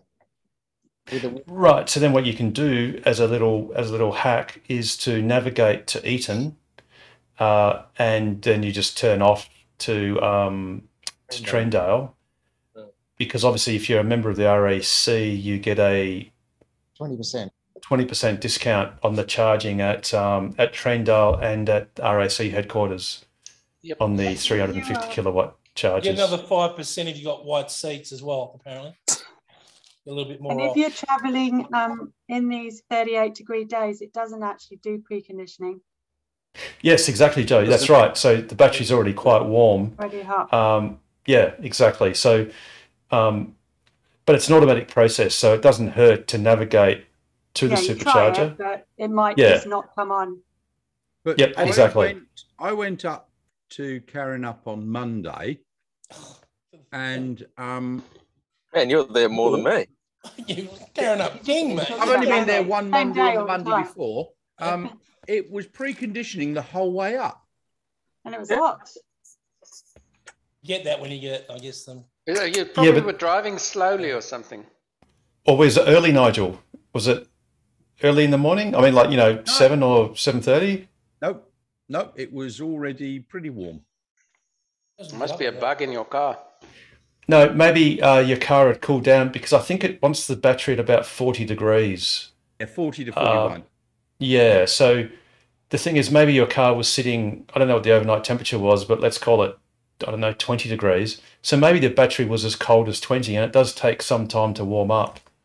Now, the other thing too is it might not necessarily be actively heating the battery, but it might be shutting down the cooling of the rest of the system and recirculating coolant through your motor or motors, but still indicating it's preconditioning. So normally the car would just allow passive cooling to happen all the time, unless the temperature of the battery got below 20 degrees.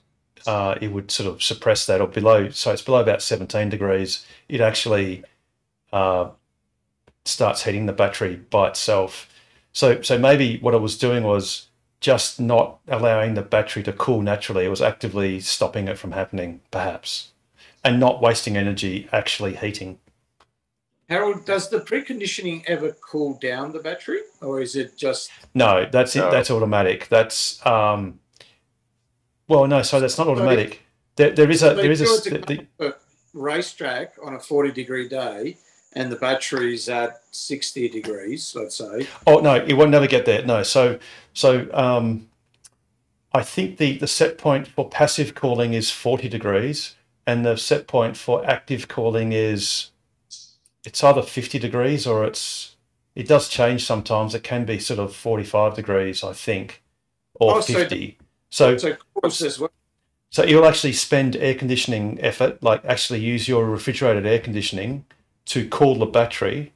Right. If it gets above, let's say 50 degrees. So it sets like a hard ceiling of 50 degrees, and it'll do everything it can to cool the battery to the point of actually reducing the cooling effort to the cabin at a temperature as high as 50 degrees. Is that also if you've for got the LFP batteries? Sorry, Wilhelm. Look, to be honest, I don't know. I just don't know, to be brutally honest. The best way to find out is to put a Bluetooth dongle on your car.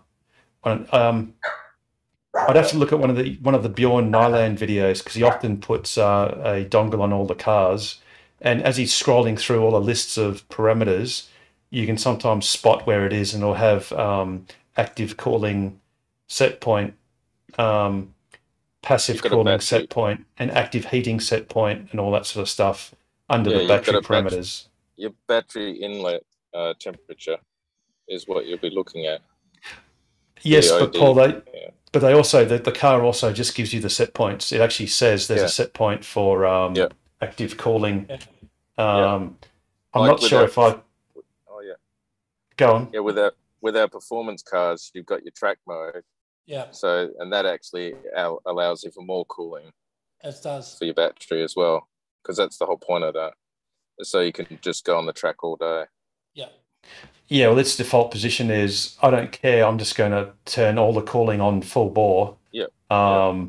Whether you need it or not, because the presumption is you may actually need some inertia. So it probably doesn't care that the battery is at 30 degrees. It probably figures that if you're in track mode, it won't take long before exactly. You're going to be screaming, dumping a whole lot of energy into the coolant, and the cooler the coolant can start out at, the better. Yeah. So yeah, absolutely. Is Gabriel there? Speaking of track mode, Gabriel, you there? Come in, over. Gabriel, no. Gabriel. Jared, you need a bit of time for the propagation, because it takes time to press unmute and stuff. Oh, it takes a while, does it? Okay. And Gabriel's pretty close. Oh, there he is. Are you in witness protection as well, are you? Are you in the same court case as Willem? I'm cooking. I'm not good at it, so I'm handling 3 fry pans and stuff, so I'm focused. Oh, you probably haven't got a shirt on, so yeah, probably you best stay off the camera, because people are saying that we want to see you with a shirt off. I just want to get you going with your performance. Yes, go on. Have you lost your license yet? Is that gone or?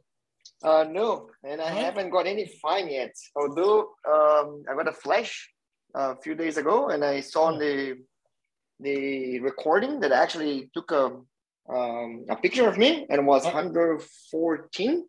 Yeah. But it never came. Thank God. That's because you were driving with no shirt on, Gabriel. So that's exactly what. Yeah. Well, that photo is still existing. It's just now a blow up A2 size in the photo exchange in some section there. Yeah, so. How long ago was that? More than a month. Yeah, you'd be fine, mate. No dramas. Yeah, it should be all right. Whereabouts? That camera didn't work. Whereabouts is it, Gabriel? Whereabouts did you get caught? So if you leave Murdoch and you go towards city, is in the first camera there. So I did on the freeway. It's on the freeway. Yep. Yeah, those ones on the freeway, they don't actually find you. They just take photos and they use them at the moment for social gatherings. Collecting data. Collecting data. Oh, excellent. You didn't have a shirt on. There's two on the freeway. Actually, I don't. There's one just before Canning Highway, and there's one just before you get to the Narrows Bridge. And at the moment, they only issue warnings for people who are speeding. They're not issuing fines. Yeah, no, cool. Let's all take our performance cards. Right. Let's just preface that with that's Russell's personal opinion, and it may or may not be completely accurate at all times. So you shouldn't take that as advice. If Russell takes one of his props with him, and far is it for us to suggest that anyone should speed anywhere except for a speedway? Only on the racetrack, on a racetrack. No, you've never felt alive when you put your foot down a little bit in a, In my case, was for self-protection. So yeah, that's right. Those 40k school zones are a minefield. You've got to get. I have a $200 ticket. Oh no! What happened? Just down Prince's Road, 10 kilometres or more. I was not paying attention. 2 points, $200. Did you fall asleep at the wheel from the ABC? Did you, Carmen? No, it was RAC guy. It was at the corner. She's stalking him. Stalking the RAC general manager. She was speeding up and trying to run him over. She was parked out in front of his house for 3 days. Just a little tip. There's a nice app, the Waze app, right? And it sort of alerts you to the speed limit constantly. Yeah. So it's a fantastic app that you can use. There's this thing called autopilot. You just put that on and don't worry about it. That's right. Then you don't have to pay attention, do you? It just does everything for you. Oh no, you still have to pay attention. Every now and then you get a hotted up car come up next to you, don't you, Pete? Yeah. You got to show them who's daddy. That's the secret. Who's daddy? Yeah. And I get it with mine. It's like all the time. It's like you were mentioning my 50-meter extension lead, right? Oh yes, which is handy for speeding. Do you know the plug in and charge while you're speeding? Yeah, you can plug it in. I mean, I keep it plugged in all the way, but you know that the voltage drop is only 7 volts. It's basically nothing, right? Oh, no, I think it's a little bit more than that. I'd love to stick my meter on that. I'll get back to you, Wilhelm, on that. No, you should. I mean, the cores is 2.5 millimeter inside, right? And I plugged into various calculators on the web. And don't believe anything you hear on the web, mate. So let me tell you that right now. Yeah. Yes, that's 3%. I think we have 3%. Yeah, right. 50 meters. Just bear in mind that obviously what it means is it's 3% less efficient. So 3% of what's going towards your car is being absorbed as heat in the cable. But I mean, it is only 3%. It's only 3%. Yeah, that's right. Just the 3. You're right. The difference between getting home or not, 3%. Yeah, I mean, but if you're out in the sticks, like I'm going to Myla Pines in March. What's for a week. 3% of that distance? And I'll just plug it into the cabin. I mean, it'll charge overnight. I'm sure it'll charge. Oh yeah, absolutely. Hey Harold, just a quick one. I'm actually in my car and I've actually got scanned my Tesla. Oh yes, Chris, awesome. Chris, nice seats, mate. Hey, what the hell are those seats, Chris? Seats, yeah. They're not the same seats. You had black seats last week. I saw you. No, I've always had white seats. Don't tell me that now. But I think on Tessaris you can change the seat color. I think they have seat covers. If you can do the whites black and the black whites, you can just change it every time as you like. There you go, Chris. Yes, so Chris, you just went. Yes, go. I'm trying to share my screen on my phone. Hang on a sec. Just trying to give it permission. Again. Yeah, cool. Yeah. I've got a quick one. Carmen. Yes. RAC. I'm starting to agree with you. They are not very nice people. Last night I had to do some insurance on a petrol car, one that takes the fuel. You put $2 in and lots of $2 coins. And I had to do some insurance on a car and rang Toyota Insurance, came back cheaper. But RAC, I went to them. And the lady on the phone said, oh, look, this is the price. We can't do anything. We can't change this. They weren't negotiable. They weren't helpful at all. And then they said, go to the website. Went to the website, did it on the website and got $100 off. Yes. So what are they doing? They just don't want human beings working at ROC anymore? Is that what they want? Hang on, sorry, Jared, just 2 seconds. Chris has got this up and he might not have it up for too long. So as you can see towards the bottom where those, towards the bottom, you've got target bat passive. So Chris, is yours a LFP car, LFP batteries? It is LFP. Yeah, so what it's basically saying is the target, so if you just scroll up a little bit. Sorry, there we go. Yep, there you go. You can see that the target temperature, so it looks like the LFP wants to be a little bit cooler. So what it's trying to do is the target range for passive cooling, which means basically just normal radiator coolant, whatever, flowing through is 30 degrees. And then from 30 upwards, it'll use the main ventilation of the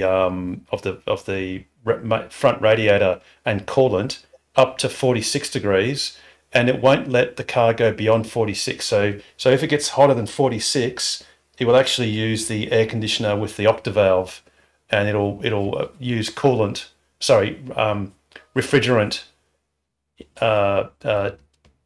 pulling out heat of the coolant to cool it to 46 degrees as a maximum for active cooling. Sorry, Harold, whereas is this? Sorry, say again. What application is this that Chris is showing us? Scan My Tesla. Okay. So by the look of it, yes. So by the look of it, Chris's phone is an Android, so you can use quite an inexpensive Bluetooth dongle, and you get an adapter. I presume you can get this. Sitting on Alibaba. I'm not sure if Tesla's or Tessera's has the Bluetooth dongle. So I bought this on AliExpress. You get the dongle for 26, I think, and the cable is another 25. So it's like $51 all up. But it doesn't seem like it has a preconditioning setting. That's what I'm looking for. There's plenty of obviously stats on here. If you go to BMS, perhaps click on BMS, Chris. Yeah. No, sorry, not BMS. Go battery. Is there a battery one? There should be. Battery one. Yep. That's it. The battery one. It's the. Further down. Nope, that's the end. Yeah, I'm used to seeing it. Sorry, do power. Have you got the one for power? Power? Performance. No, the performance. I've customized that for my own stuff. Yeah, no, that's cool. Yeah, okay, no worries. I think it's under performance because it shows the stator power or something, and it basically in the Model S's and X's, it used to have a separate resistive heater to heat the coolant. But what the cars do now, the Model 3s and Ys do, is they put non-motive voltage and current. It's out of phase, so it doesn't actually drive the motors in any way at all.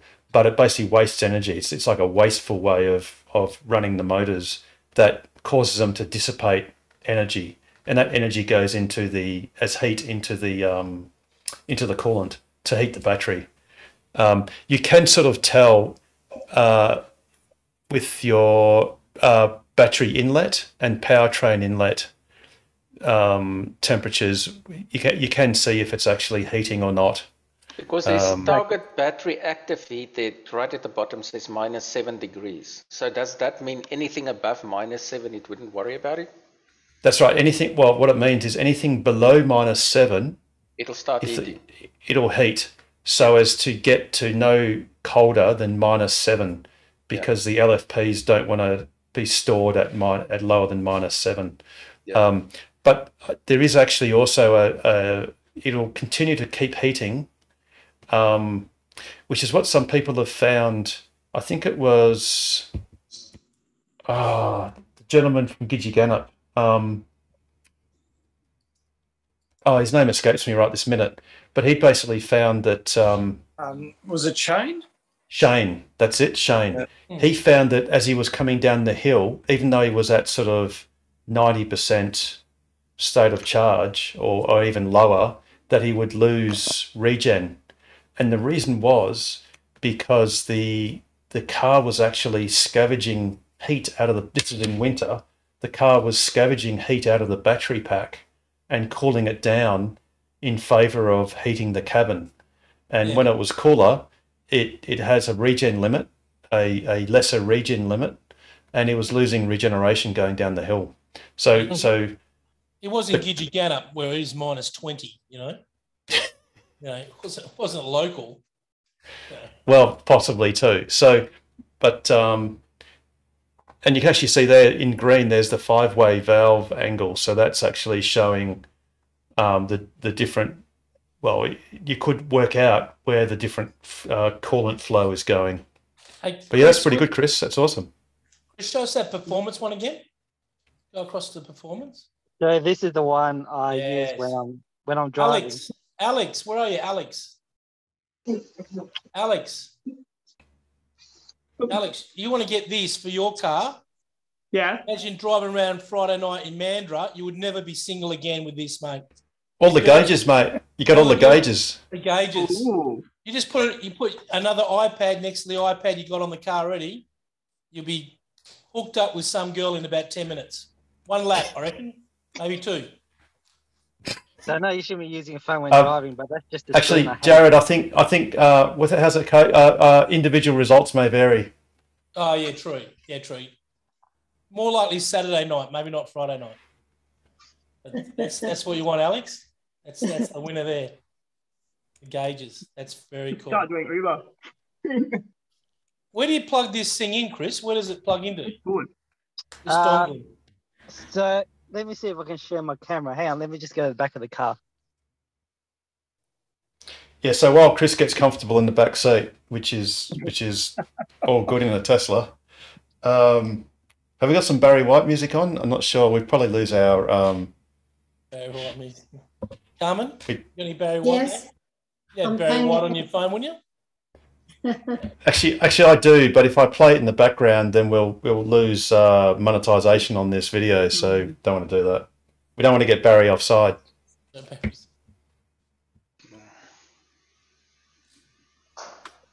All right, go, Chris. Here we go. You'll have to flip the camera, of course. Makes it easier. It doesn't have a back camera. Can you guys see that? Yeah. Yeah. Yep. So the OBD connector is just underneath the passenger or rear air vents, as you can see. Oh yeah. And my OBD just kind of sits underneath. Let's see if I can. Oh wow! I didn't know that was there. I didn't know the OBD was there. Wow. No, it's not. So what Chris has to do is he's, as part of the kit, you buy like a splicing kit which has a plug and a socket, and you basically there's a point in the back there where the loom splits. So you put this like adapter in, which basically bridges the two pieces. There's a male and a female, and then what you do is you put like a Y piece which has a female and a male, and that then so the car doesn't notice anything, and then that cable that's coming out to another socket, you plug the OBD, which is the standard connector, Bluetooth dongle, which is the thing you can see at the bottom of that that cable. Yeah, so that obviously just comes out. But that's it. How much are they? So for the Android version, it was $50 all up. Yep, the Apple version. Much dearer. I had to buy the Apple version for Scan My Tesla, and that was well over $100 because Apple are very picky as far as Bluetooth is concerned. So I've actually got 2 dongles. I've got one for software I wrote myself, and that was the cheap sort of $20-odd dongle that I could sort of talk to in a custom way. But the one for Scan My Tesla, you've got to buy the expensive one, and frustratingly.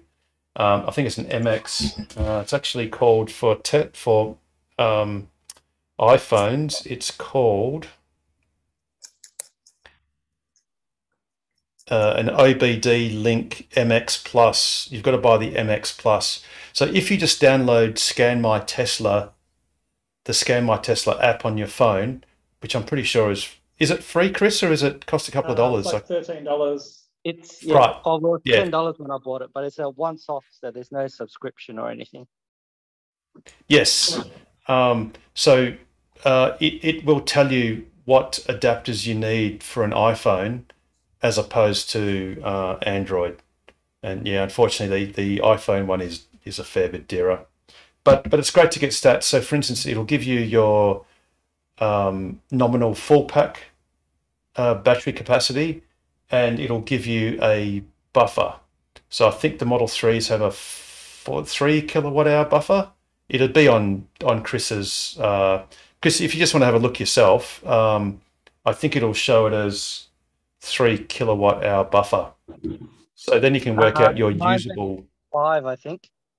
So. Oh, is it 5? Oh, okay. It's a 5.1.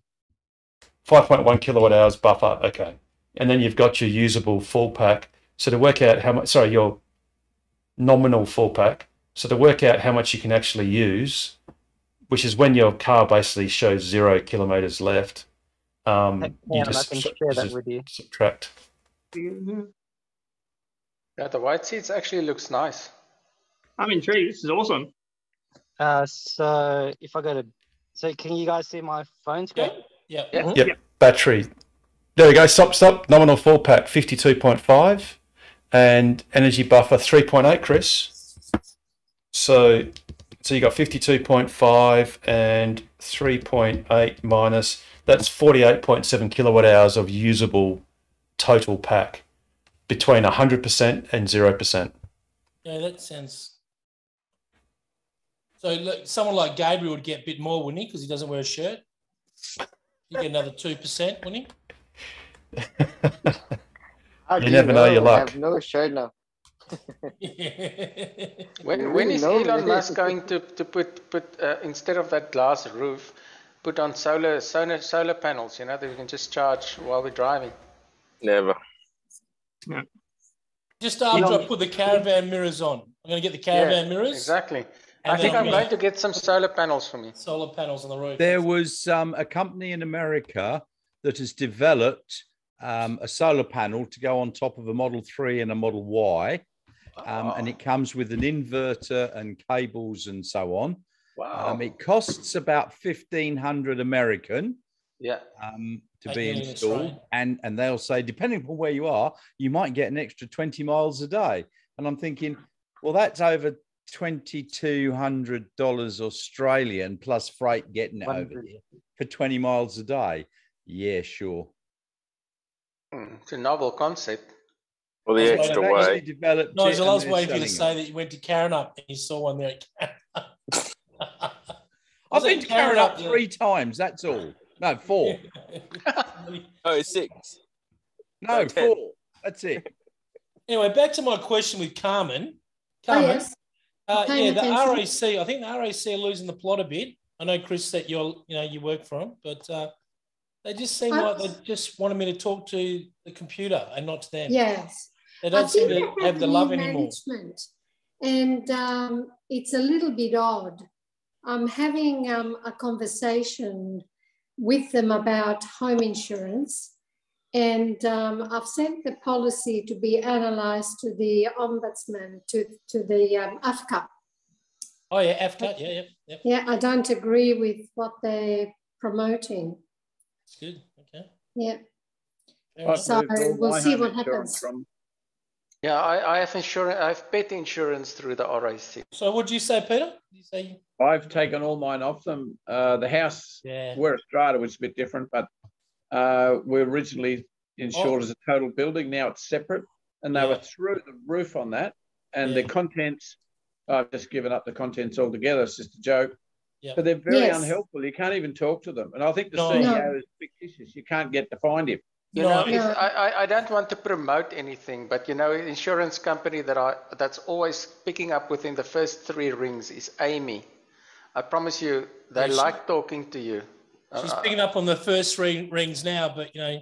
Yeah. If Russia does what they do, there won't be any rings for a while, I think. I'm telling you, and it's always been a pleasure to deal with them. Amy, there you go. Yeah. I have been insured with Amy, and they did okay, except that after a few years, they put up the premiums quite a bit. Yeah. But they were okay. I was just really disappointed with RHC. They tried to put my premium up, and I phoned them. I said, "What's going on?" I said, "I'm going to walk," and they put it down. Well, I have had no problems with RAC. There's a reason for that. You don't go out that often, only to Carina. Are Amy the ones that are up Ship Creek?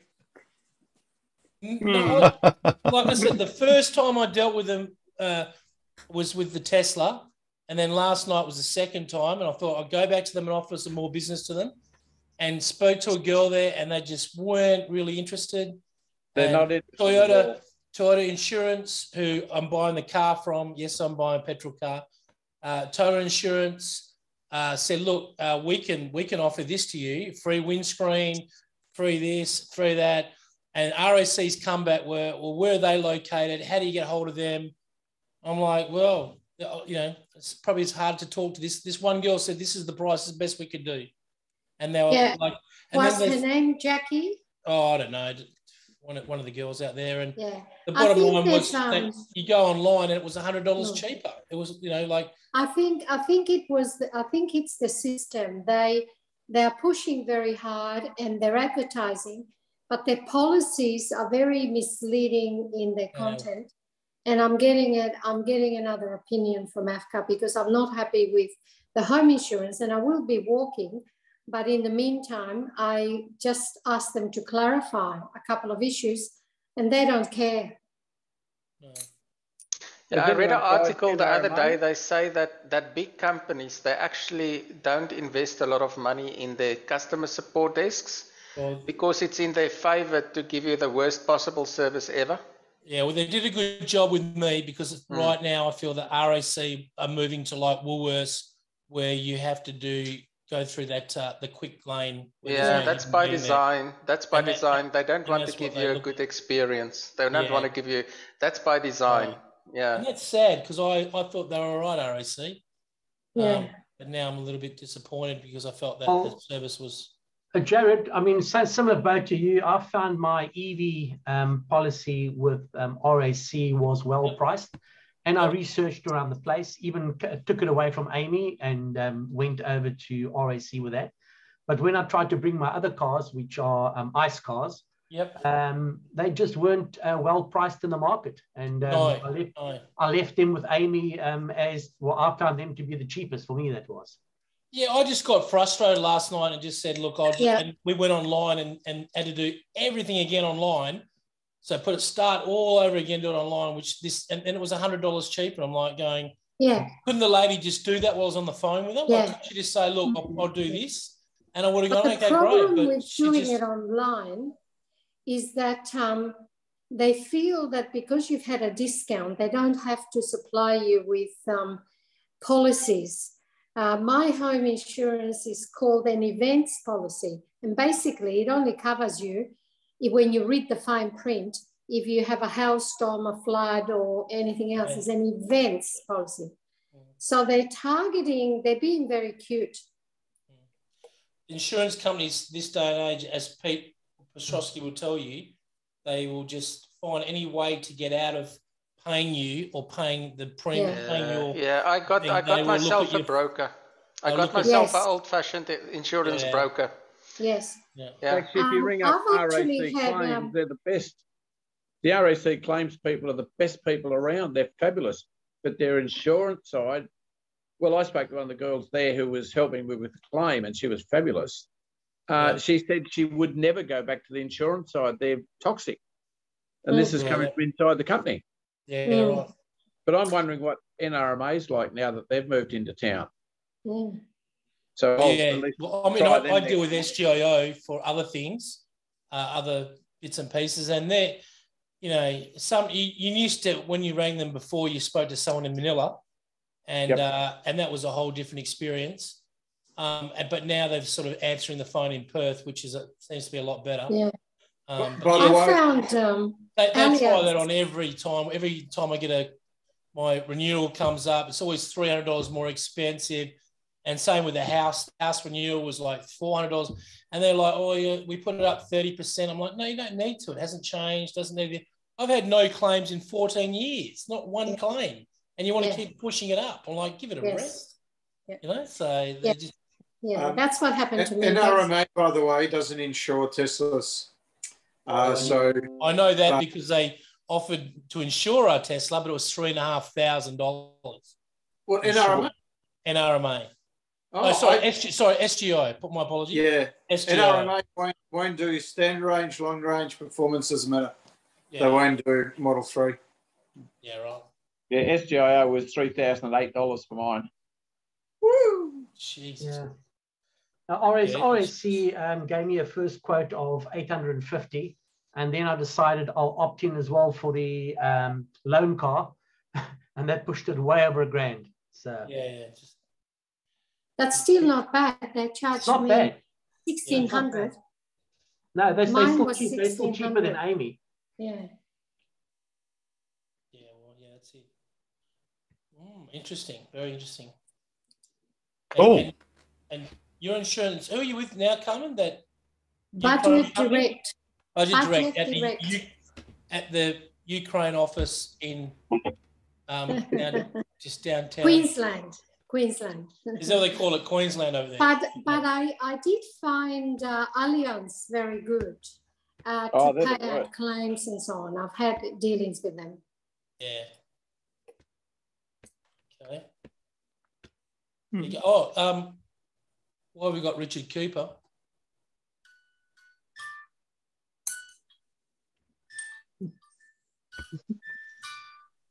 It's that time of night, just after a heavy day on the golf field. On to sleep. There you go. Normally it's Pete. What's going on? Richard, speak you to it. That solar panel thing for Model 3s was something like this, which you've got a sort of flexible solar panel that you put on the roof, and you've also got some ones you put sort of tabletop style at the back. That's a good idea. And that's where you put the caravan mirrors on, is it? No, yeah, that's right. Forget about the caravan mirrors. Oh, no, I like that idea. I think the caravan mirrors are great. Yeah, especially if you have a caravan. I mean, it's indispensable. Well, if you're 6'4", you've got to have that little bit of extra wing. They really help, you know. There you go. Cool. All right. Anyone else got any other questions or quirks? Actually, this might be a good time to just do a little show and tell. Oh, good. This is not quite. No. This isn't. This is a non-Tesla question. But this photo was sent to me, and for those of us that know, that's actually a Fronius inverter. And the question was, what's wrong with my inverter? And the sad answer is it's kind of buggered, because an error 401 means it can't communicate with the power stage. So unfortunately, Carmen, it's kind of not good. Really? Carmen, is that yours? Yes, but it's come good. Carmen, you know that you just get Harold to come around and replace it. When he's doing the re-roof, he can do that at the same time. So sometimes if you do a power cycle, like if you turn it off, turn it back on, it'll fix itself. So, yeah, I did that. And 2 days later, it's back to normal. Cool. Oh, well, fingers crossed it'll just stay like that. But you're saying if it happens again, it's on its way out. It's probably time to... Not sure. Sometimes they can get... No, well, they have got long warranties, I think. I'm not familiar with Fronius, as in their warranties, because I've never claimed on the warranty. About 5 years, Harold. It doesn't matter. It's five plus 5. Both of mine already. Well, you go, Robbie. Sorry, I've said I've replaced both of mine already. The Fronius twice. First one was a 401 error, motherboard fault. And yeah, that was just it was within the 5-year warranty. And I got that replaced under warranty. Now I've just decided to go with one of the cheaper Chinese versions. seems to hold rather well. You could always get the cool. So fault. Yeah, sorry. Well, you could get an ID 10T error. That's very often. Yeah. You can get the 402 fault, which means that you should have bought an SMA. Well, yeah. So, Pete, you're saying about warranties. What are you saying the warranties are? Oh, the Fronius one is 5+5, so you get 5+. So it's labour and parts for the first 5 years, and parts only for the second half. Right. Do you get another 2 years though, Pete? If you can't find the dealer, because normally after they've sold a few units, they pack up pretty quick, move on. I know my dealer is around. I will contact them in case, because it's within that range. Yep. Yeah. On to now, Carmen. So you have the picture to show them, so here you go. Yes. If you go to Feronis's website, you can actually log the warranty call with them there. That's how I did it. I dealt directly with Feronis, and they had a local vendor of theirs come out and do the installation for me on the motherboard. They're pretty responsive, and they're not bad actually. Feronis could do a lot worse than Feronis. Okay, I'll do that. I'll follow it up. Cool, there you go. So has anyone else got any other questions? Oh, I've got a question of Nigel, because I'm going to spotlight him. And that's a very nice painting behind there, Nigel. Did you paint that? Well, sort of. There's a nice app on my Android phone where it uses AI. You feed it some keywords, choose a style. And so I think I said something like Mars robot for this one. And it paints an abstract picture automatically using AI. So yes, I did paint this. and the app is called Wombo Draw. And would you believe the price? $0. How do you spell it? How do you spell it? And this was, Nigel, was this at the men's shed that you're at? Or Yeah. So it's called isn't it Wombo Dream? Wombo Dream. Russell, sorry, Wombo Dream. He's on it. Russell's on it already. And it's absolutely phenomenal, the things that it comes up with. I can't wait to see what Russell would come up with. That's one of them. And be careful. Anything when you're out on there, all your photos go to Russia. This is the other one where I said, I don't know, flowers. And draw it in some nice artistic style like that. And what do you do then? Print it out on a canvas? Yeah, you can save them or just restart. And even if you use the same thing each time, it'll always come up with something different. And it's quite phenomenal. Yeah. Have you thought about buying Nigel? Sorry? Have you thought about buying a television? No, what would I want one of those for? You can get colour ones now. You get the really? Colour you get colour ones. Shit! Oh, I didn't realise that. I suppose they come with remote controls as well. Oh, they do without the cable. Without the cable, yeah, that's right. No cable. So it'd be a little complicated. I suppose everybody's playing with Wombo Dream now. It's So how do you spell it? WOMBO. Oh, okay. And it's Nigel, you're going to show us some pictures, Russell, that you've done on Wombo. Yeah, I can show you mine if you like. If I typed in Tesla porn and look what came up. Tesla porn. Do we need to put pause on? Do we need to? Like this time. Do I need to pause this, Russell? Because I can't be bothered editing it. No, you don't. You don't have to do it through your phone. You can just I do it on the website. You just go to Google it, or just type in app.wombo.art on your browser, and then you just do it as that. I think they're actually working on something where you can do it, and then if you're that way inclined, you can convert to an NFT if you wanted to. Oh, make millions. Yeah, you know? Yeah. I could see the one behind Nigel going as a definitely Yeah, we could auction that and have an NFT. Yeah, absolutely right. How much money do you reckon we get for that one? That little. 50 cents at least. I reckon maybe 350, maybe 350. I think it's like the Mona Lisa. It'll cost you a lot. It's a one of a kind, right? Nigel's a one of a kind. Absolutely, he is one of a kind. It's a complete one of a kind. That's right. Exactly. So that's, I mean, can't put a price on that, can you? The one behind Nigel at the moment looks like the drapes at the Queen's house.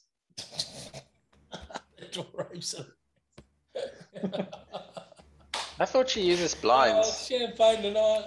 It's on fire. There you go. See, now we're all distracted because we're all on our phones trying to use Womble. While you guys are distracted, I've got a question for Joe. Joe, you there, Joe? Come in, Joe. Joe. Hey, Joe. Lunchboxes, what's going on? Just finished. You see them in the kitchen. Was there anything exciting this week? All done. Any chance of maybe a Milo bar that we're going to throw in, or? No. Although the oldest one has decided no more sandwiches, so she now has hot cross bun. You do bento boxes, apparently. Finally. That's a thing. Bento lunch boxes. No way, I'm not doing that. No, they're too little. The youngest eats too much for that. They're just tiny little portions of things in those bento boxes. Let's go. Bento box. Yeah, there you go. I know what he means. Yeah, everyone at school has them, but not my children. Apparently, it's a big thing. Yeah. Some people are having competitions on whose bento box looks the best. Oh, no. Yeah. Oh, wow, there you go. Interesting. It's not working, Nigel. Oh, well, Harold will be around in the morning to fix it. You just search Wombo Dream. I'll do a live one for you. You just type in here, type in what you want, and then you pick what style you want. You press create, and then it comes up with something. So this is hopefully you don't have to edit this one out, Harold. We'll see how we go. And right now, that's scanning your bank account details. Yeah, and pretty much logging. You're not joking about that at all, Jared. What song was that? What? I said, that's no joke at all. I'm actually reading a vulnerability regarding that application on your phone. Yeah, it is. That's why I said it. Don't Absolutely. Do it on your phone. Big firewalls in there. Have a read about it. Pete's on there now. He's doing a drawing. He wants to get those. I haven't downloaded it yet, but I've got a because I use my work stuff on my phone. So it does scanning, and it does say Wombo Dream is clean. It was scanned. So I don't know what that means, but no, it's more the permissions that you give it when you start using it is the issue. Oh right. Just deny it from all permissions. And the ones who use the camera, of course. I found it. Especially you, Richard Cooper. Richard Chapman. When you're back up there at the Holiday Village next week, make sure you connect to the Wombo Village. Gina will be upset with you. Yeah. Oh, so it's interpreting dreams. Yeah. Have you tried the Wombo app on your phone where it does lip syncing? Oh, wow. No. So it does something like this.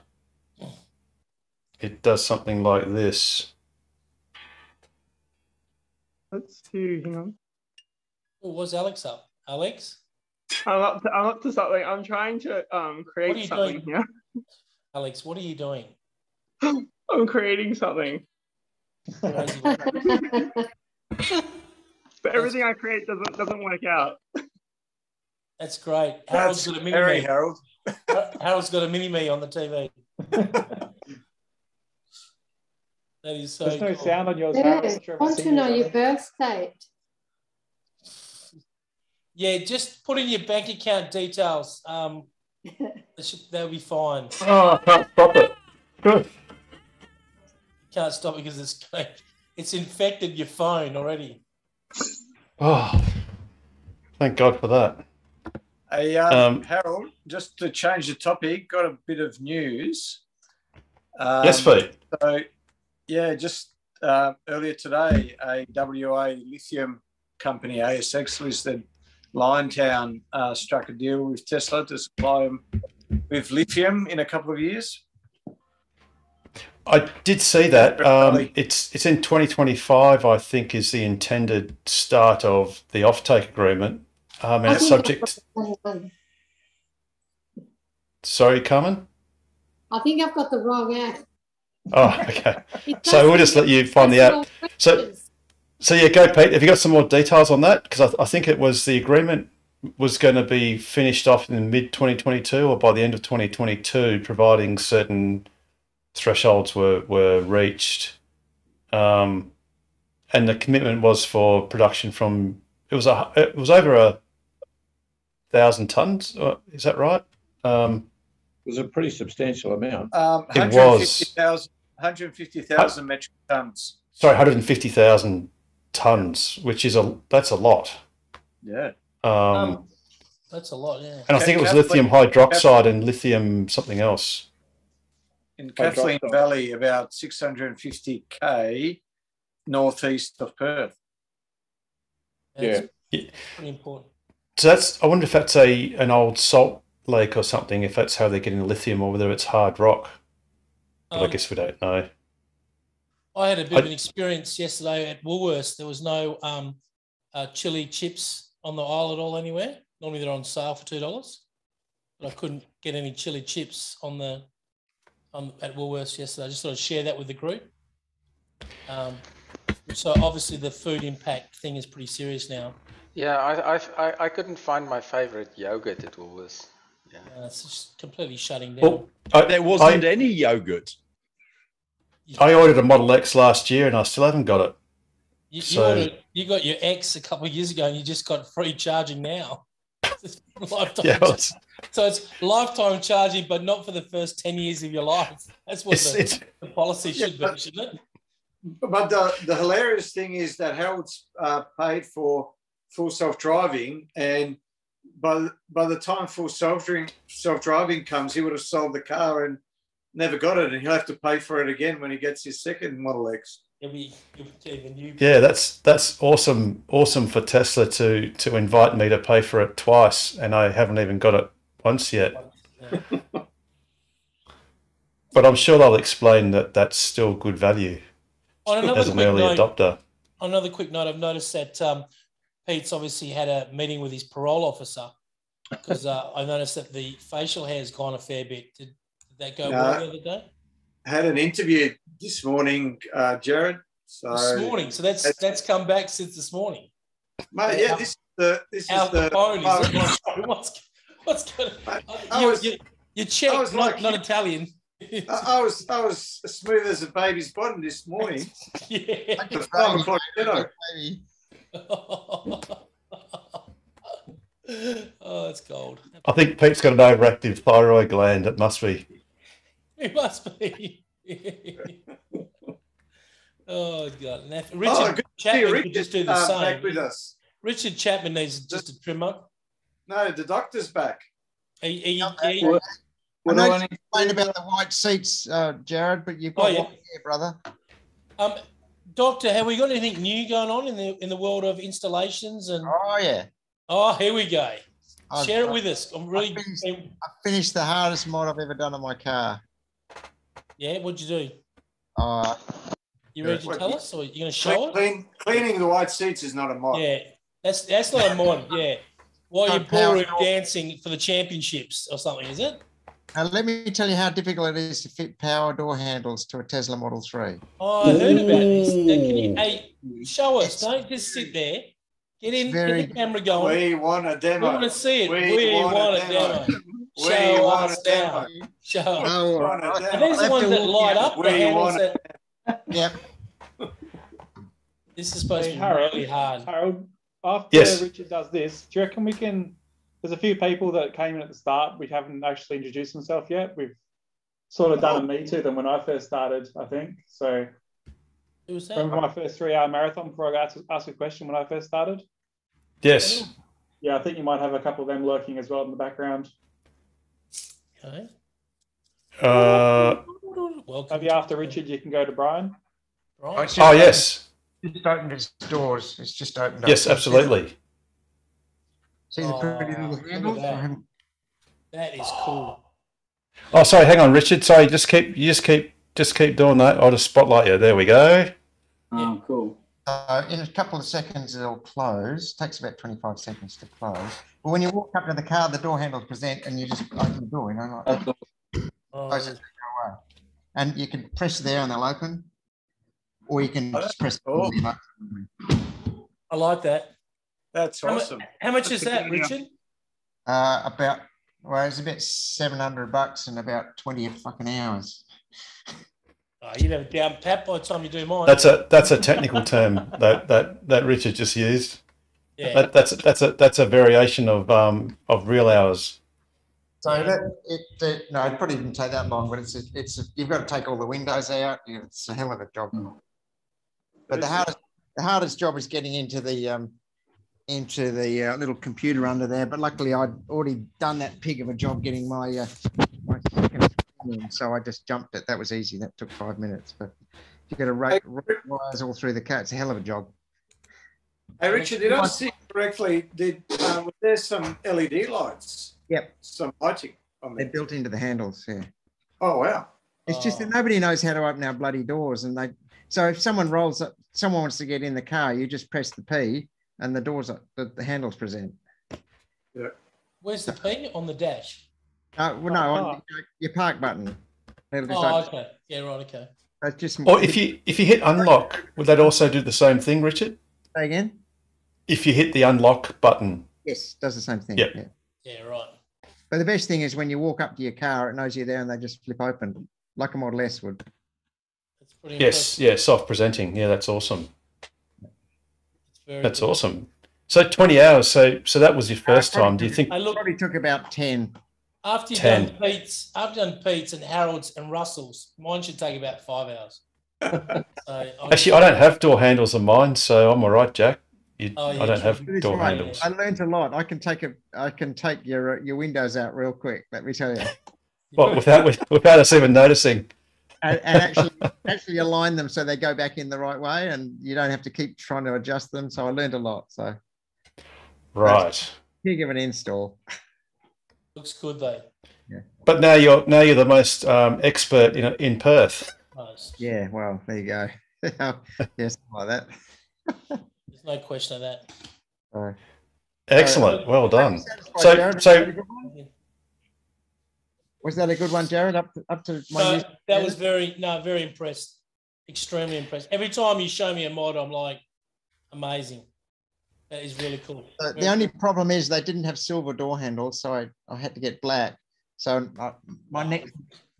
Of course, I've only got black. Black's the right color. My next mod is to dechrome my car.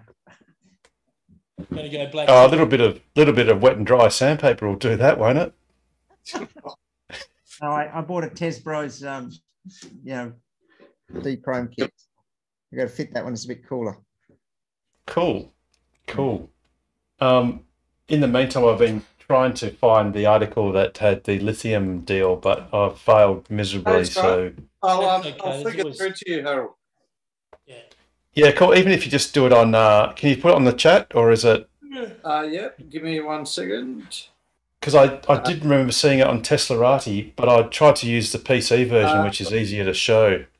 I've found it on Electric. Oh yeah, okay, yeah, of course. Let me see if I can chuck it up onto chat. George, I saw Damo on earlier tonight. I take it he's back in Perth.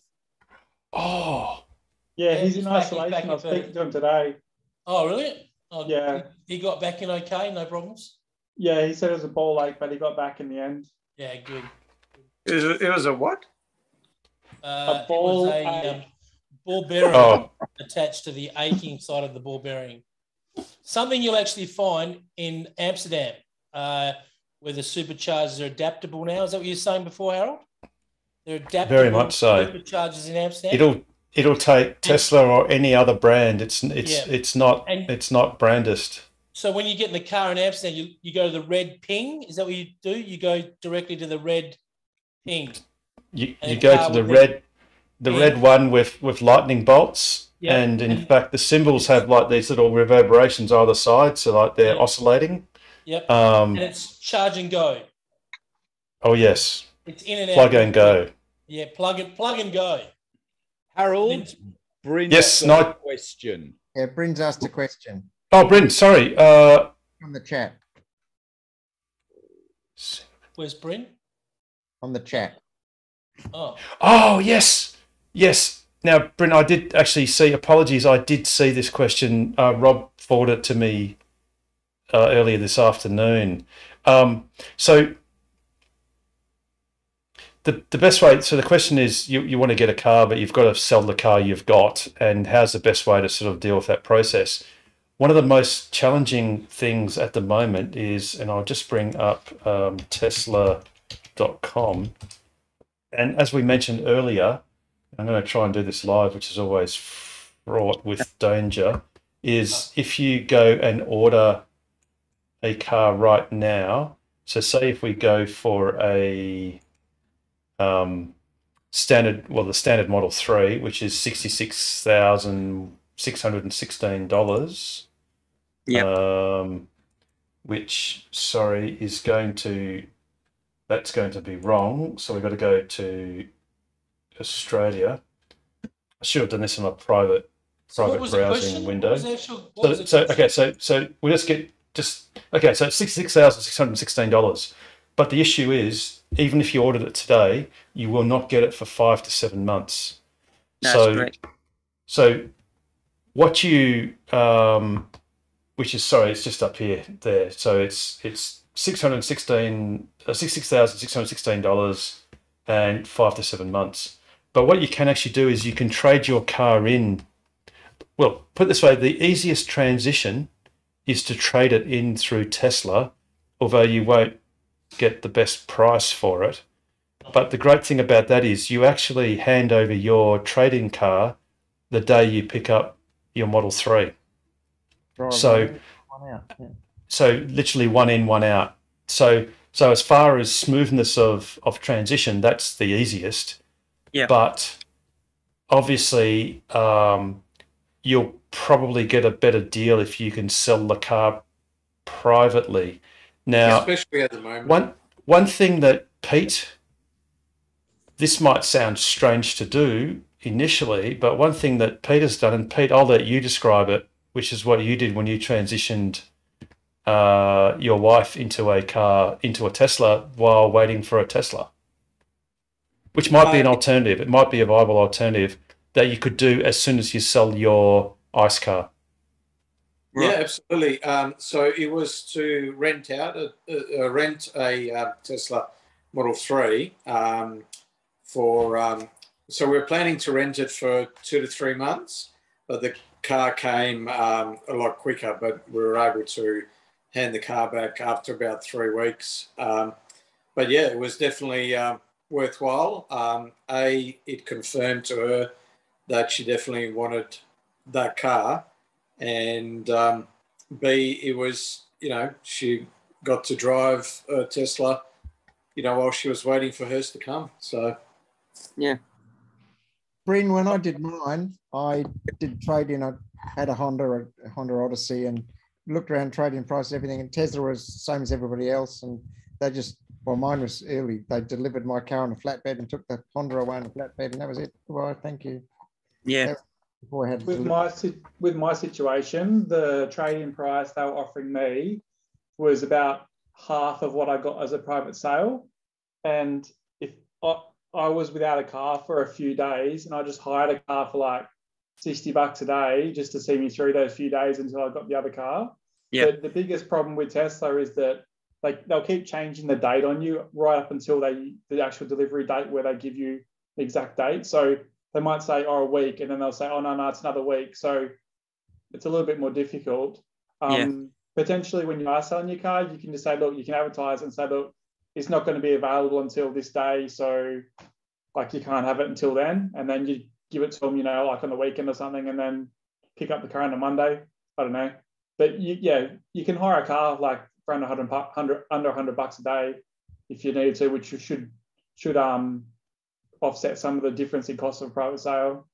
Yeah, because Tesla, they've offered next to nothing. I mean, I know I could get easily, probably half again privately or Yeah. So yeah, it's just a case of, do I just go and order one and then when it comes and then look at selling mine and then just.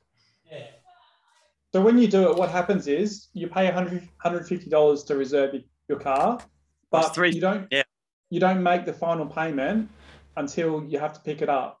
So what you can do is when they say, okay, here's all your details, here's all the paperwork, you fill it all out, you still don't have to pay them any money. They won't let you pick up the car until you've paid the money. So they generally give you about a week grace period. So if they say your car's ready, you've got about a week to pay it. So in that week, then you can organise your finances, whether that be selling your other car and then getting the cash in or getting the loan sorted or whatnot. In this day and time, you probably want to get your finances sorted before a week. Absolutely, because they used to give you 30 days grace to get your finances in order. Now with the backlog they have, if you don't have all the ducks in order, you go back to the end of the line and they just give you a car to the next person. Yeah. But on the renting, we paid a little over $400 a week to rent it out.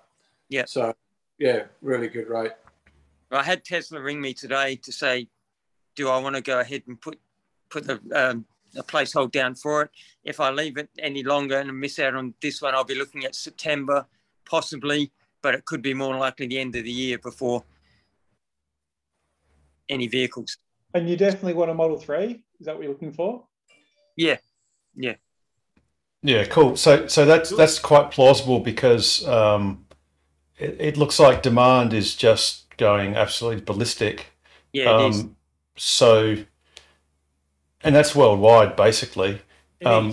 But the thing is, look, if you decide for whatever reason or circumstance, you know, in a couple of months' time or a few months' time that you don't want to go ahead, all you're putting at risk is $300. So, but what you could do is strategically try to sell your car, say maybe a month. Like Tesla will give you an indication as when it's going to be arriving.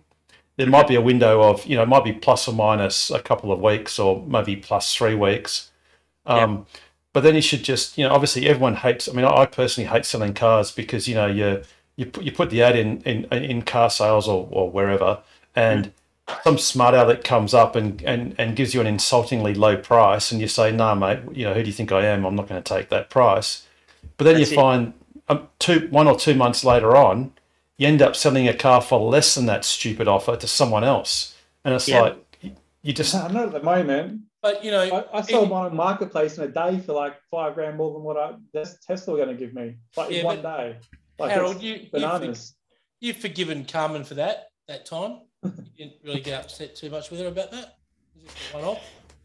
So, but yeah, so Brendan, so you can definitely just look if it's a car that you want, and look, take it from us. They are awesome cars. I've test driven one twice. I don't need any more convincing. No. Right. So my personal advice, and that's not professional advice, it shouldn't be taken as personal advice, is just go and order it and sort it out later. But yeah, just go and sell it privately, perhaps a month before it's due. But get your finances if you need finance. Get that all sorted. And in fact, I don't know if you can sort it out now. Yeah, you can probably get a pre-approval. Just go and. Do you deal with a bank? You deal with a bank at all? Yeah, I was looking at that with the home loan and things, and that didn't really work out. And then we were looking at possible Tesla finance, but I haven't heard of anyone's Pepper Money. That's it's actually really good. It's pretty cheap. I think it's less than 3% or roughly about 2.99 last time. 2.9% or something. Yes. I used Macquarie Bank for lifestyle. They're cheap. They were really good. I used to, just full disclosure, I used to work there, but I don't think that made any difference. But yeah, it was 2.99%, 5 years or 7 years. I can't remember now. 7 years, fixed rate, and got it approved within like 24 hours, and all we had to provide was assets and liabilities and a cash flow. Just answer some questions around that, sign the terms and conditions, and Bob's your uncle. So it was very easy. And that was a comparison rate too, that 2.99. The good news is if you join up as a member of the Tesla Owners Club of WA, you actually get access to Harold's credit card, so you don't have to worry about any of those. I bought another block of land last week. I maxed his card out. So if you just wait a couple of weeks till he's got that sorted back out, we'll be all right. That wasn't in Belmont, was it? No, it's just near at Cloverdale. It's a bit cheaper. Harold's card maxed out on 300,000. I thought it was on Jutland Parade. I thought that was on Jutland Parade, Jared. That's Carmen's house. That's where Carmen lives. Harold, you didn't have anything to do with that $5.8 billion donation to a charity this week, did you? He doesn't like to use his real name with that sort of stuff. he likes to go as Mr. X. He doesn't. Look, Russell. I'm just not. I'm afraid I'm not going to comment on that. On that subject. No. Well, we all know he was 2% of his wealth. So exactly. So anyone in particular to talk to Macquarie about? I'm thinking refinancing. So you've got a house, did you say, Brian? Yeah. You see, okay. So which bank did you deal with there? Because I'm with PNN Bank, so. Oh yeah, Police and Asset, yeah. Yeah, and they were going to offer a fairly low rate, but I mean, looking at financing that, Tesla seems to. Yeah, they can't come. Yeah, they can't come close to 2.99. Those banks. No, they're all just out of control. The average car one's about 5. The lowest I saw was about 4.95 or 5. Yeah. So, yeah, they're pretty crazy. But it was just going through whether I go through like Macquarie or Pepper's website or whether I do it through the Tesla website. But it doesn't really. I'd go Macquarie. I'd go with them. They're very strong institute, been around for a long time. So yeah. I did it through Pepper's good too, but I did it through the Tesla website, and then it was really quick. It was only about an hour after, or within an hour of doing it, that I got a phone call. So can you go through that process before you pay your $350, or you pay, and then it opens up the avenues for financing and all that, or can you start with the process of financing? Well, actually, what we did with our first car is they were mucking around, taking too long with the finance, and eventually I had enough, so I just paid for the car outright, but then used the broker and refinanced it, if you like, about 2 months after I already had the car. So there's a period, I think it's about 3 months or 6 months. If the car's any older than that, they won't let you do it. But if it's within the first few months of taking delivery of the car, they'll finance it as if it was a new car. So, my friend bought his Tesla through this Tesla finance, and what he did was he ordered the car, right, and that's like $150. And if you can at any stage decide to cancel, and then you only lose $150, right? But that kicks in all these processes on financing. So way before you will receive the Tesla, you will have the approvals for the financing and all of that. And even if you decide you want to finance through anyone else, it's also fine. I mean, you're not committed until you take delivery of the car, right? So you might just as well apply for the Tesla finance, see what rate they offer, and it's very good. And then you can compare it with any other bank. Right. This is the normal. If you've got a home loan, you should have no real headache to get a car loan. You know, as long as you can afford it, so to speak. I'm sure that you know. Yeah, that's right. Yeah, they do affordability tests and that, but also got your pre-approval. It only lasts for a certain amount of time. But of course, if delivery of the vehicle and whatever exceeds that time, I don't know. No, Tesla finance will be good, mate. I mean, they won't cancel. I mean, their best. They understand the delivery process. I used a novated lease on my car, so I don't know if that's an option for you, but this is something you can certainly look at. Yeah, I didn't realise they did Teslas through them. I did a lease through my work. It was good. I mean, no, you didn't, Richard. Gina just gave you the money. She loves you. Gave you the that was cash. before she was not busy. Okay. The downside often is that the interest rate is often really obscured. So yeah, but it paid off as quick as I possibly could. Oh no, actually, then I just took out a personal loan for it like a year or two down the track, and then that was a better rate, and then paid that off. So yeah. Do it if it works for you, obviously. I think it's that Pepper Money's $299, and you can do it over 7 years. It's like, and you're buying an SR Plus, so what, 60-something thousand? Yes, very small. And I checked it, and the interest rate's still the same. It hasn't changed. It's still 2.99. Yeah. And going through Tesla, I mean, I'd go through Macquarie, but Tesla get it. They understand the delay in cars and stuff, and they know where the car's at, and all that kind of shit. So I know people that've done it through that way. And it's sort of the same ecosystem. Yeah, correct. In that sense, so it's a connected ecosystem. So they're sort of mutually dependent on each other. So if you just went the easy route of you slap down your $300, because by the way, so Willem, it's now 300, not 150. Oh, it's and it's so it's gone up slightly. Well, double. Okay. Why is that? Why has it gone up? Something to do with ScoMo getting out? Yeah, they realised you can tow your boat now with it. Now they put it up. Oh, you can tow your boat. That's why it's $300. Yeah, that's right. Did Jenny get involved in that? Did Jenny have something to say about that? Yeah, probably. But I put the chat in for 66,000, 7 years at 2.99. That's what the repayments are, and that's a total cost and total interest. Oh, look, it's not. It's I mean, you'll love the car. I've driven a lot of cars over my lifetime, and I've never driven a more happier car than the Tesla. Even so, I'd like to look like that guy with the long hair and do that, but I can't. But it's a great car. I want to say with a full, it's just not dealing with petrol stations and price gouge. Not only you don't get stabbed anymore when you go to the petrol station. Like near Carmen's house, they stab you. Is it near Carmen's house? Oh no, that's near Nigel's house. They stab you, and $2 a litre. In a matter of time, it's going to be $2.20 a litre.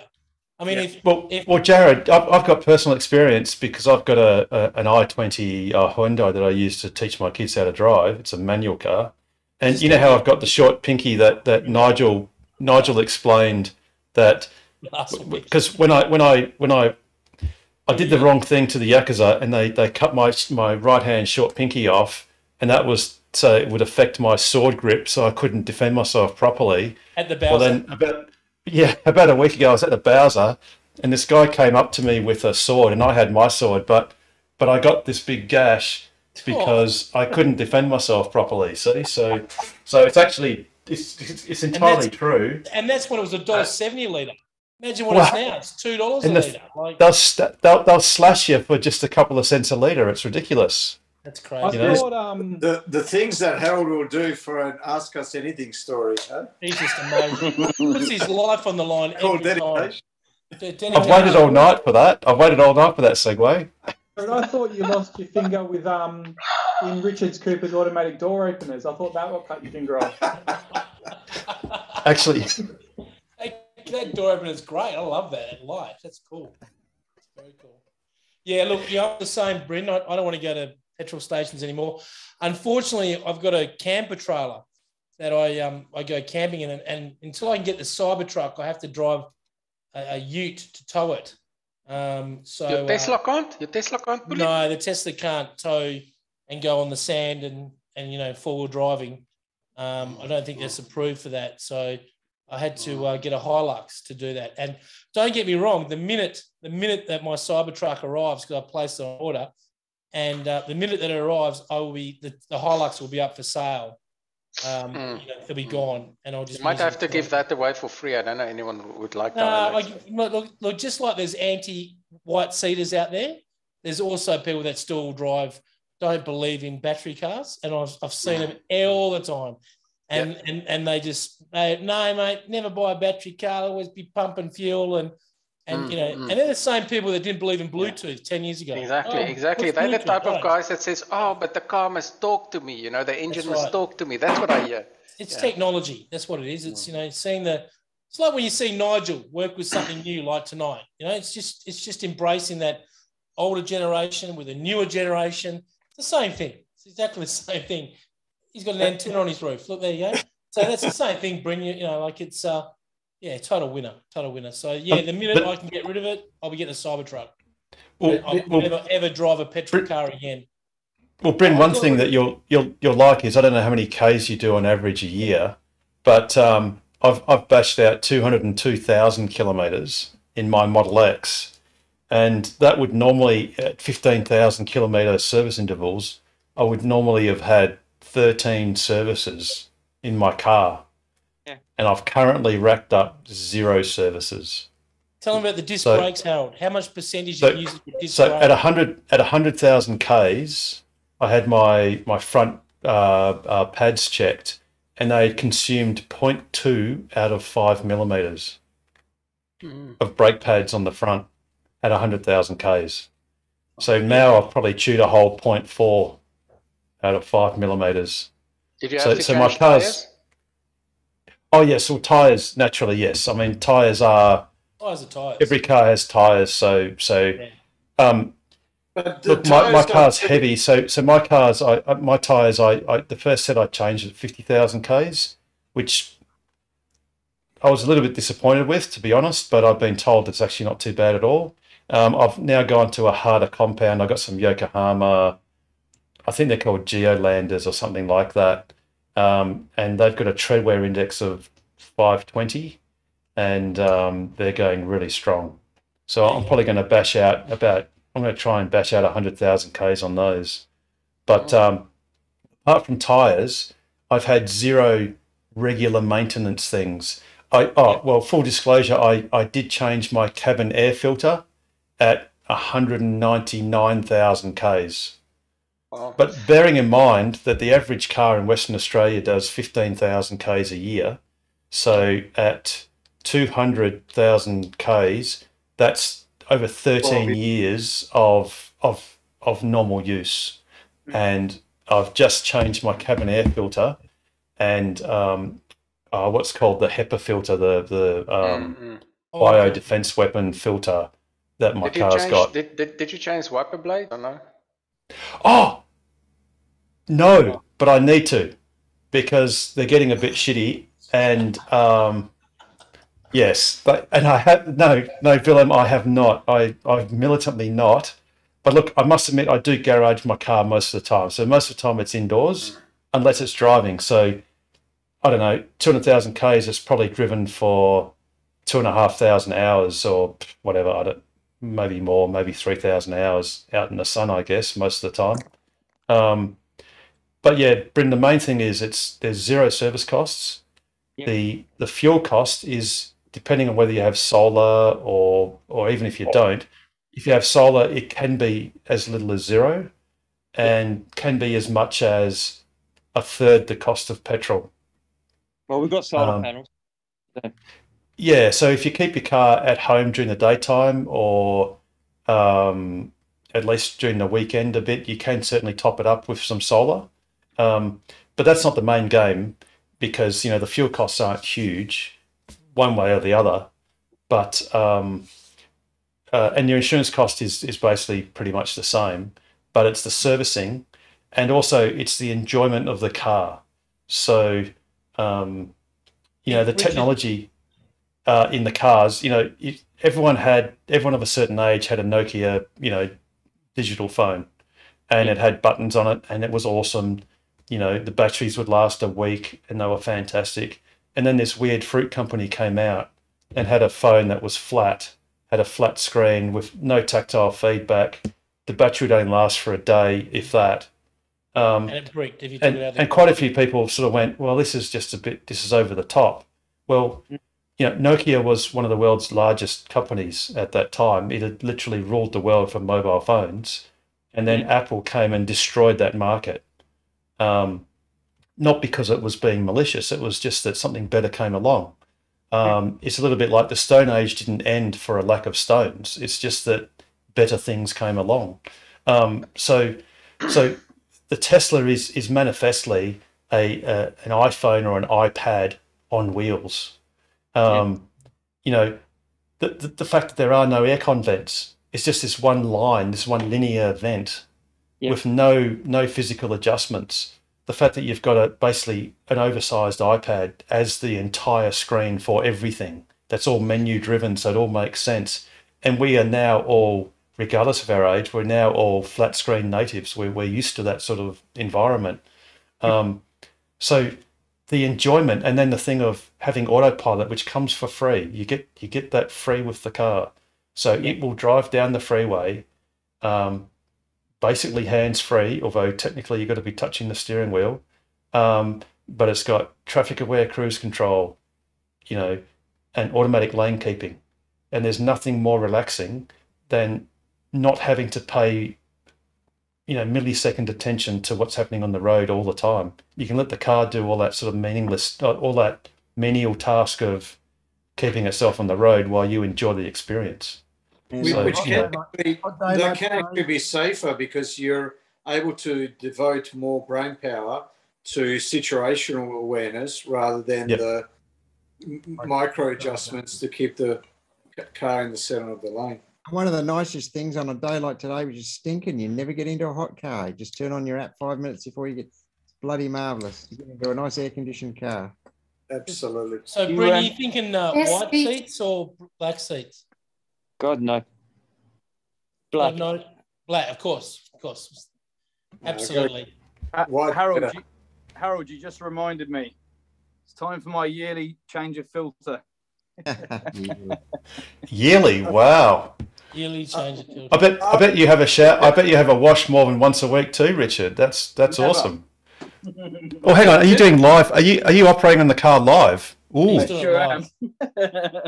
Oh, this has outdone me, guys. This is fantastic. No, nothing outdone. No. So you got to take can you take your screen thingy off, your Zoom? Yeah. That's it? Ooh. Have you got a tripod? Who's that girl tied up in the back there? Is that Gina? We can't say her name, but she bought me a drink. Oh, she's definitely in the back somewhere. We got a spotlight this. Oh, you're going to mark the date on it. Oh, nice work. Yes. All over it.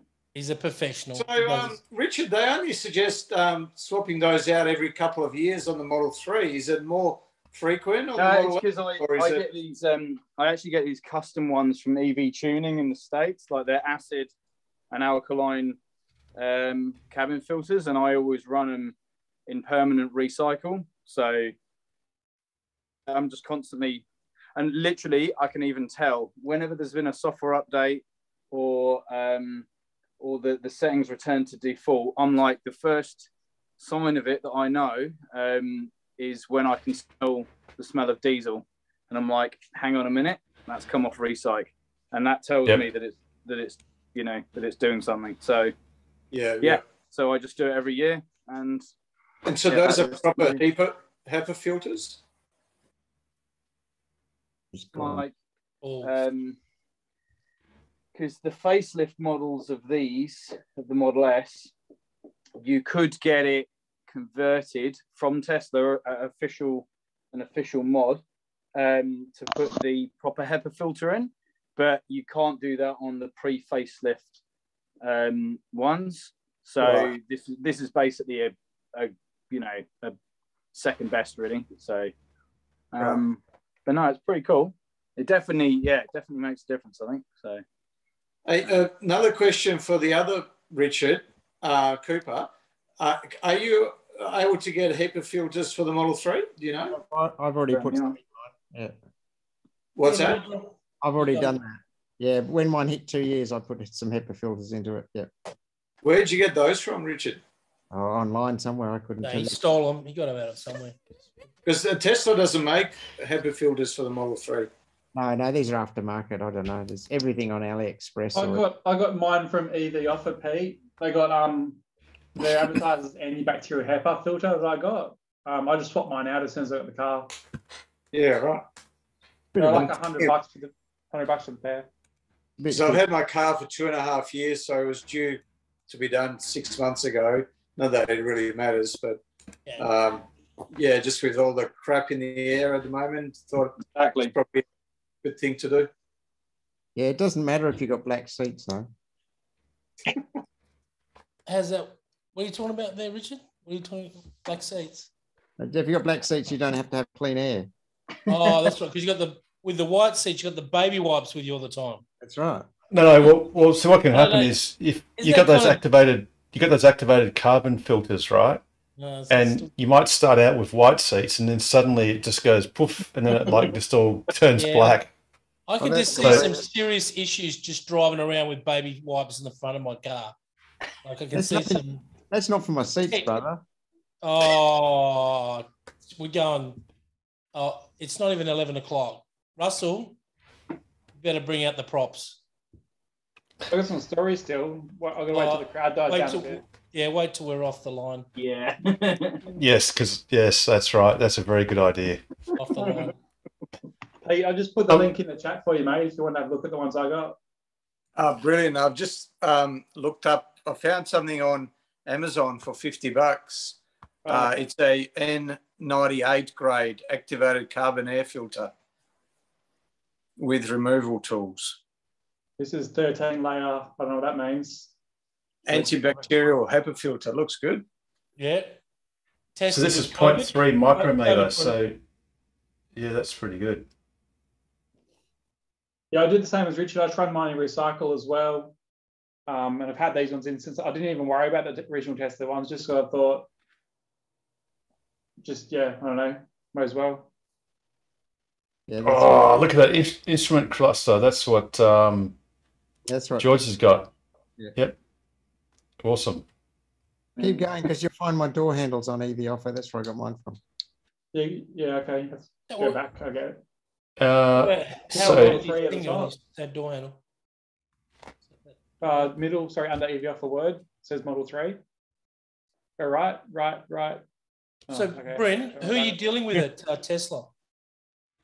I was talking to is it Kiara? Kiara? Irish lady. Irish lady. There you go. Yeah, another one. Yep. So that's it. But yeah, it looks like the window for the next lot coming through is almost completely taken up. Just pay the money now and lock it in, and then just deal with it when it gets closer to it. The good thing is, she said if the price does go down, and they honour that. They do. Yeah, they do. Yes. They do. They did that with us. We did the same thing. Yeah. We waited a couple of months for ours, like 6 months. We ordered ours in January and we got it in July. Wow, that's good. Ours was the first batch of Shanghai cars. And they took about 8 minutes to deliver my car. That long? Wow. Yeah, it did 8 minutes. It was a good. How long did you wait for yours? They're still ramping up, Harold. They're still ramping up that stage. It was exactly. No, it was totally different. I had now it takes 8 milliseconds, which you can just capture a few frames on the Phantom high-speed camera. Correct. As a Mine was Bluetooth. delivered on the back of a flatbed, just to the tow truck driver, and I didn't find a thing, and he took my other car away. That was it. I had no delivery experience. And it was a sad. I mean, you got to understand, Bryn. These guys had their cars a long time. And things were different back then. It was before the color television and the telephone. They fax things, and I waited 15 now days. It's technology, and it's a bit different now. They got a showroom and a warehouse, and well, Jared, my car was delivered in person by a Brisbane-based Tesla sales guy flying to Perth. He then picked up my car from Auto Nexus in Canning Vale and then drove it to my house and hand delivered it with a basket of champagne and Nibblies and Tesla swag and free charging for your life, and didn't have any charging for the first 8 years or what it was. Free lifetime supercharging, for which there were no superchargers in Western Australia, so that wasn't likely I was going to cash in on that anytime soon. But you did draw that picture on the wall, so pretended that you had a charger. It just wasn't real, but it felt good. I got free lifetime charging, but it's not actually here yet. But now it is, but yeah. And I got a free wall connector. I got a free Tesla charger. And I got autopilot that I paid for, and I didn't get that in any meaningful way for about the first 6 months. And then I bought full self-driving, and then I don't quite have that for the time being. And now the car's going to turn 5 It actually was born in November 2016, but I received it in March because there was strangely enough, there was a flood which cut the rail line, which meant, and this is 5 years ago, which cut the rail line in February actually, because it must rain in February for some reason. I don't know why. And then the car got delivered in March, and it was delivered in March 5 years ago. So it's 5 years old. So those are the good old days when there was no Tesla mechanic, there was no showroom, there were no salespeople. Everything was done remotely. Were you the first person to get it in WA? I was the first of three. So technically mine was delivered first because it was delivered by the salesman in person. And then I drove him back to Auto Nexus. And by the time I drove him back, there were two other cars delivered. One was Annie's car and one was Peter's car, and they were both other Model X's. So there were 3 Model X's delivered on that day in March. So mine was technically the first. How was your first drive? Was that pretty exciting? No, what was funny was I was really nervous because I'd never ever driven a Tesla ever. Never. I'd ridden in one once. Because I'm a wise man, I ordered my car 3 years before I received it. Yeah, I know. So I think it was in 2013 when I first reserved it, and I was reservation number 10. So I was the 10th person in Australia to reserve it. And mind you, I'd hummed and hawed for months and months and thought about it because I was going to get a Model S, but I wanted the X because I've got 3 kids, and it was just, you always have a friend and whatever you want to have a friend to take with in the car and stuff. So I'd never driven the car. So when Owen Jones came and delivered it, he goes, "Oh, I'll just go and get an Uber to go back." I said, "Oh, no worries. I can give you a lift back to Auto Nexus." And I was that nervous that I said, "Oh, well, maybe you should just drive it back, drive yourself back with me in it, and then I can drive by myself." And he goes, no, mate, it's your car. You've bought it. You drive it. So I had to drive it while being observed by a Tesla guy. But yeah, it was a strange experience. It was really, really awesome. It was, quite a special experience. I mean, now it's long, that's long past. But yeah, it was very exciting and daunting sort of thing. And yeah, the car's just awesome, and it's just as awesome today as it was when I bought it 5 years ago and 202,000 kilometres ago. And you can't say that about any ICE car. No. And my car can do more things now than it did 5 years ago. Yep. That's so true. I only got 5Ks out of my first drive. This is a very sad story, Bryn. I got a performance model with 20-inch tyres and rubber bands on them. And I went round a roundabout and just clipped the edge of a little 2-inch curb and ruptured a tyre on my first drive. And it's interesting because I hardly felt it touch the curb at all. And the whole touch screen just lit up, stopped the car immediately. What the hell? Go back, big rip in the tyre, and it was back on a flatbed, 2 hours after 2 hours after it was delivered on a flatbed. Anyway, so don't take Richard to the casino with you, whatever you do, Brent. I now run 18-inch wheels on it, not 20s. Black Cat. Yes, but Richard, you should, if you can, in a few minutes, bring up the other photo of a certain past car you had and the state of it when you'd finished with it. Yeah, that's a good photo. I like that photo. You crawled out of it. It's amazing. I have to just do it on my phone because I don't know how to do all that shit. I'm not. So Brent, most of the stories are like Little House on the Prairie that used to play when I was a kid. You watch the show and it starts off really nice, and then you start crying halfway through. That's what a lot of these old stories are like. They're pretty sad. But compared to now it's totally different. Oh yeah, hang on. Let me just spotlight you for a moment there. There we go. So Richard parking at Carrinup Shopping Centre. That was on Reed Highway. I was betting in a new set of piston rings on a wet night, and it sort of went up. Oh, sorry, just tap it. It's just got on dim there, Richard. Just tap it back. There we go. Night, mate. Let me tell you.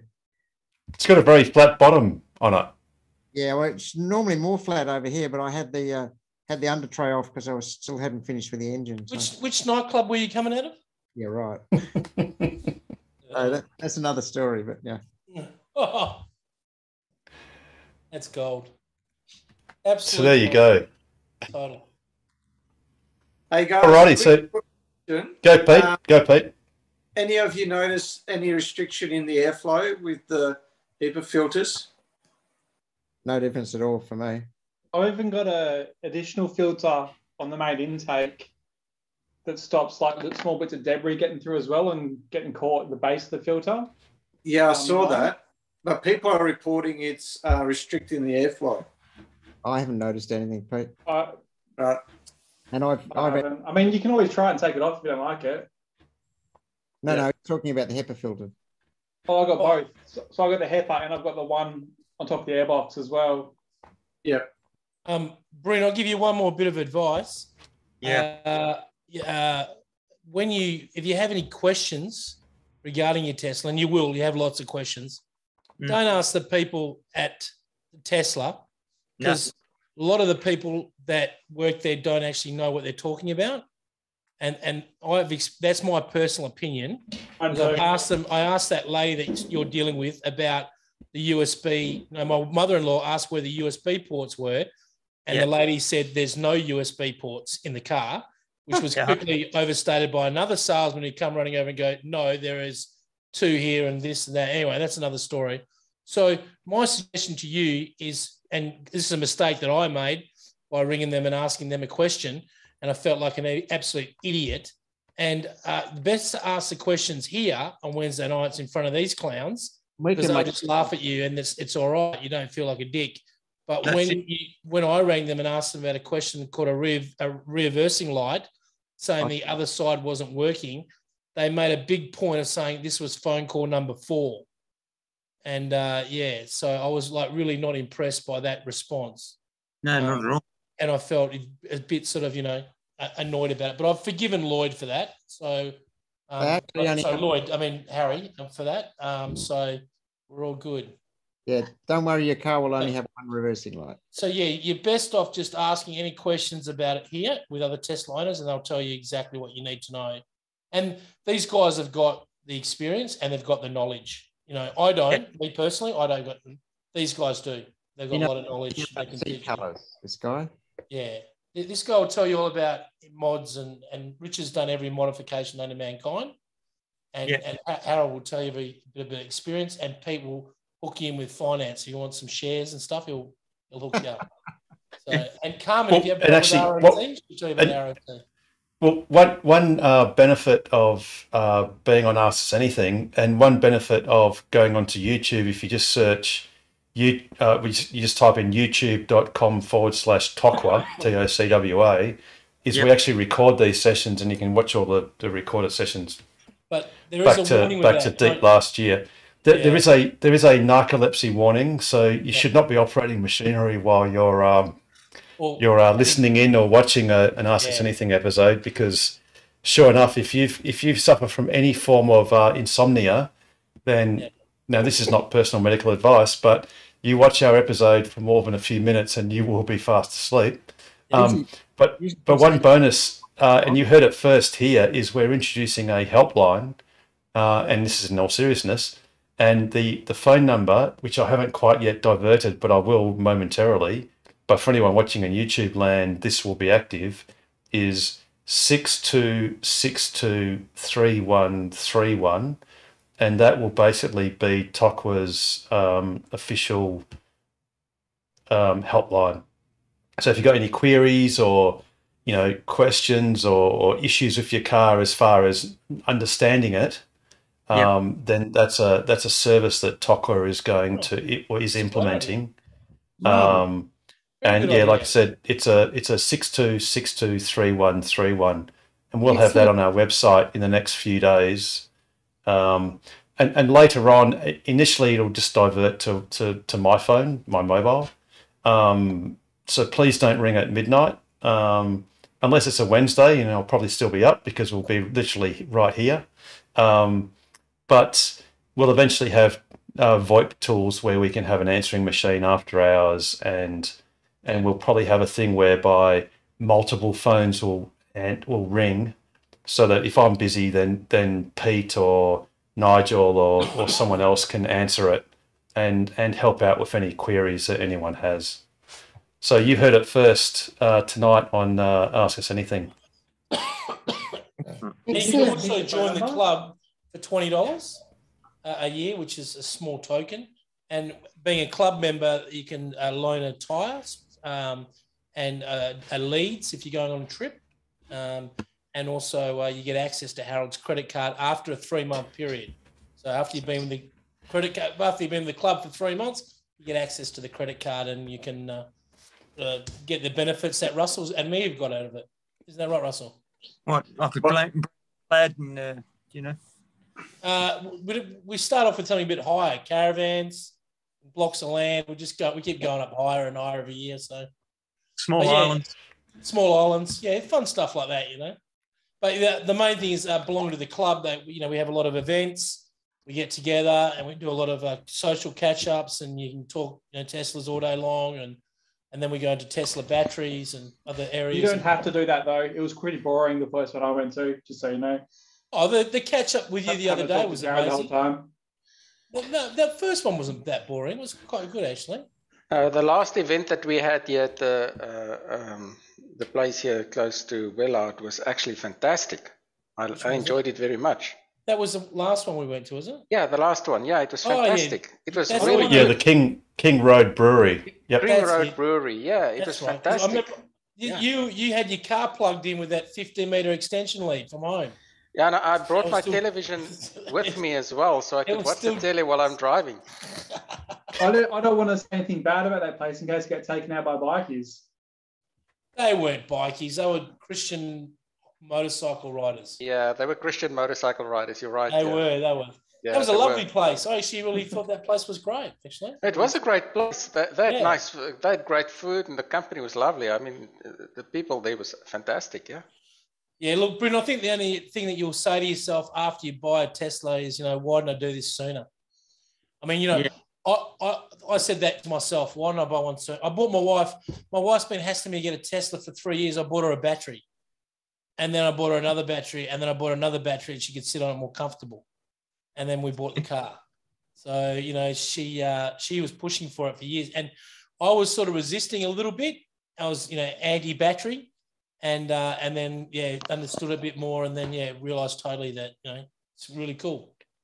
And the one thing is, you see lots of young... So, Jared, just 2 seconds. 2 seconds, Jared. Hey, Pete, can you please ring that number? So it's 62623131. Ringing now. Reach is not available to take your call. Please leave a message after the tone. Press the hash key to end recording.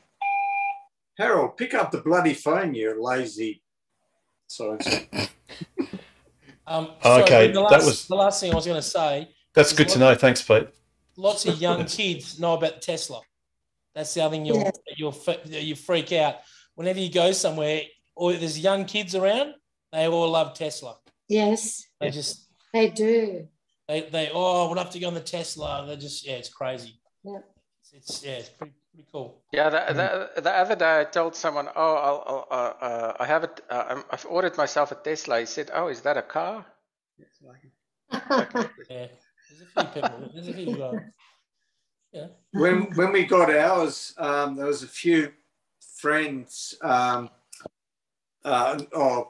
Colleagues that we told them that we bought a Tesla, and they had no idea what that was either. They had no idea it was a car. No, that's it. There you go. Well, if you want, Pete can meet you there. Get into that sign the bonnet for you as well if you want. Me too. Hey, Carmen. Hi, Russell. Hey, Carmen. Hey, Carmen. See you, Carmen. Yeah. Pete, can you just try that one more? Yeah, go on. The phone number that you got, did you get to pick that phone number? Bloody phone. So say again, Russell. Did you get to pick the phone number that you chose? Was that? That's a 000. Oh yeah, I chose that phone number many years ago. It's an iiNet VoIP number, and that was in the days when you could sort of play around and just pick a number, like imagine a number, put it in, and see if it'll accept it. And coincidentally, I got 62623131 and I got 62622121. And I think iiNet, when they ring you, they actually use 62626262.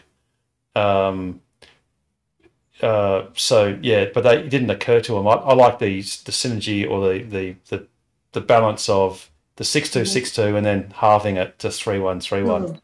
It's excellent. But yeah, I just realised I have to actually hook it up to a VoIP SIP thingy. Like a modem, basically. Even though I've got it diverted to my phone permanently, I've got to actually have it registered on their system as an active login. So I've got to do that at a different modem. So yeah, it probably won't work until later tomorrow or very soon. But so yeah, it's very old. Basically, another one. That's a good idea, Harold. Another one of Harold's communal assets. Well, it's now just going to be part of the club service. So yeah, it's a nice number. It's easy to remember, and like I said, the good thing is it'll be able to be used as a tool where multiple committee members or volunteers can take calls, and we'll be able to have people leave voice messages that hopefully will be converted to emails so that we can answer queries and it's just good because some people you can solve a lot of things just speaking to someone over a few minutes than texting or trying to look something up on a website. Harold, I just had an idea. You should put it up on PlugShare for the Geraldton charger, and maybe even put a sticker on the charger with the helpline number. Yeah, exactly. Because currently on PlugShare it's my own number, which is one I militantly refuse to change. So I've had that number since digital phones came in. So yeah, it's always good to have an intermediate number. But I'll get that. It was my bad. I took it off my work modem as a VoIP thing. But I've just realised I have to register it, on a VoIP service, like a physical thing, before it works properly to divert. But I'll sort that out tomorrow. So people watching in YouTube land, please don't use a number. Well, try it, and if it starts ringing, you'll know it's working. If it's not, it'll work very soon. Yeah, otherwise just use a normal number that Harold's got. So first time I rang it, Harold, it rang a couple of times and then went to voicemail. Second time there was just a beep and then went quiet. So it must have gone straight to voice. Actually, try again now, Pete, then, just in case. Just in case. Richard Chapman, who's that at the back window? I can see Gina there. She's at the back. She was just there. She was just gone, but she was just there. Same thing, Harold. Just no worries. Yeah. I can see her. That's cool, Pete. I know I know why. So as soon as I could possibly ring iiNet and just ask them to divert it, and they may be able to do that in the background as a permanent divert. Sorry, Harold. Was that the same time that Carmen just got her car, and it was like 2 days later she was driving down south and ran out of charge, and she rang that number and she got a hold of you, and then you helped to get back to the right spot and then saved her day? Is that pretty much what that's about? Sort of. Carmen didn't actually run out of charge, but she arrived at her sister's place with 3 kilometres to go, which is a personal record. That's a best ever for a first week Tesla owner. And as it turns out, I think I was in Denmark or Walpole at the time. And it was a bit stressful hearing Carmen describe her story, because I'm thinking I was struggling to work out how to help her. It was pretty confronting, where she was at Kojonup on the AC charger, having almost consumed all her. A mutual power station. Oh no! But when you rang me, you were at you'd made it to Kojonup.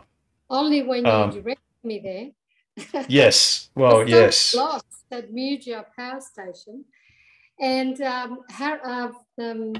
Jared, for your information, Harold's number was given to me when I rang Harry to tell him that I was down south and lost. And when I described where I was, he said, "Oh shit, you better ring Harold." That's not bad coming from the general manager of Tesla in Perth. So, Bryn, that gives you some idea of the service level that you get. No. So, well, the thing is, in fairness to Harry, there was nothing he could do because he wasn't. There's nothing he could do. No.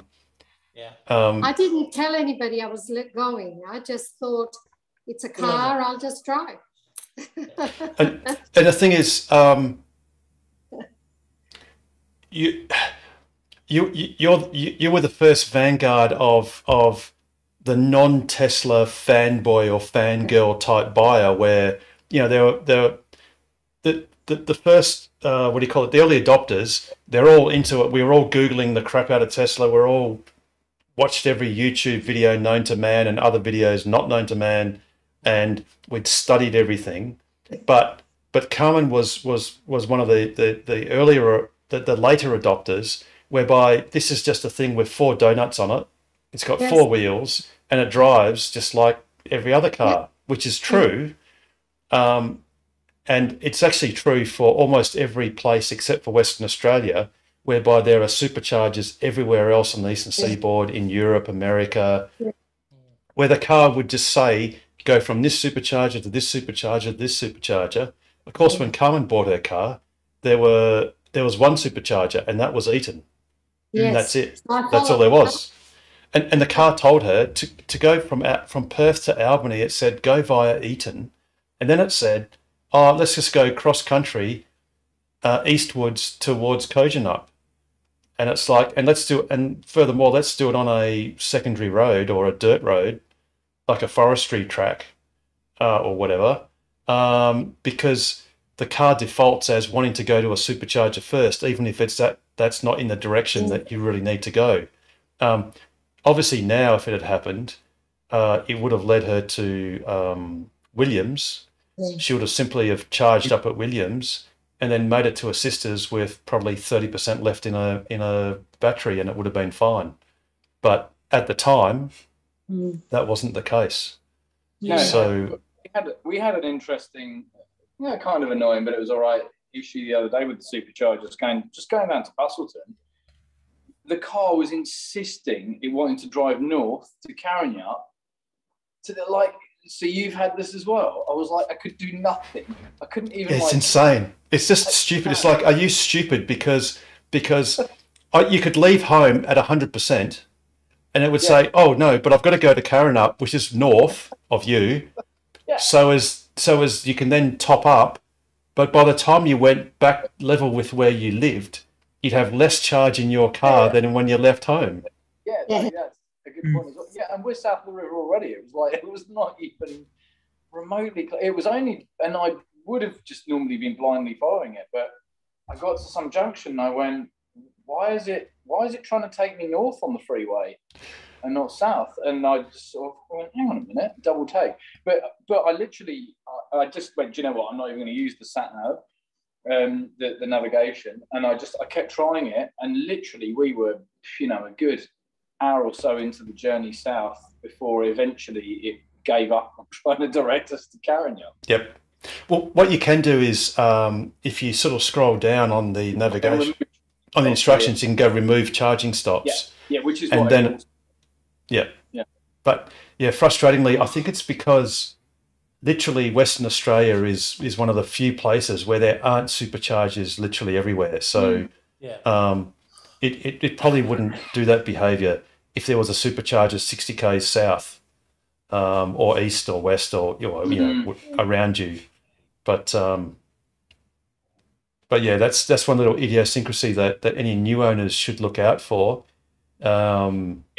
Is just if you know you're going to make it, like you're at 80 or 90%, or if you've got a standard range car, you're at 100%.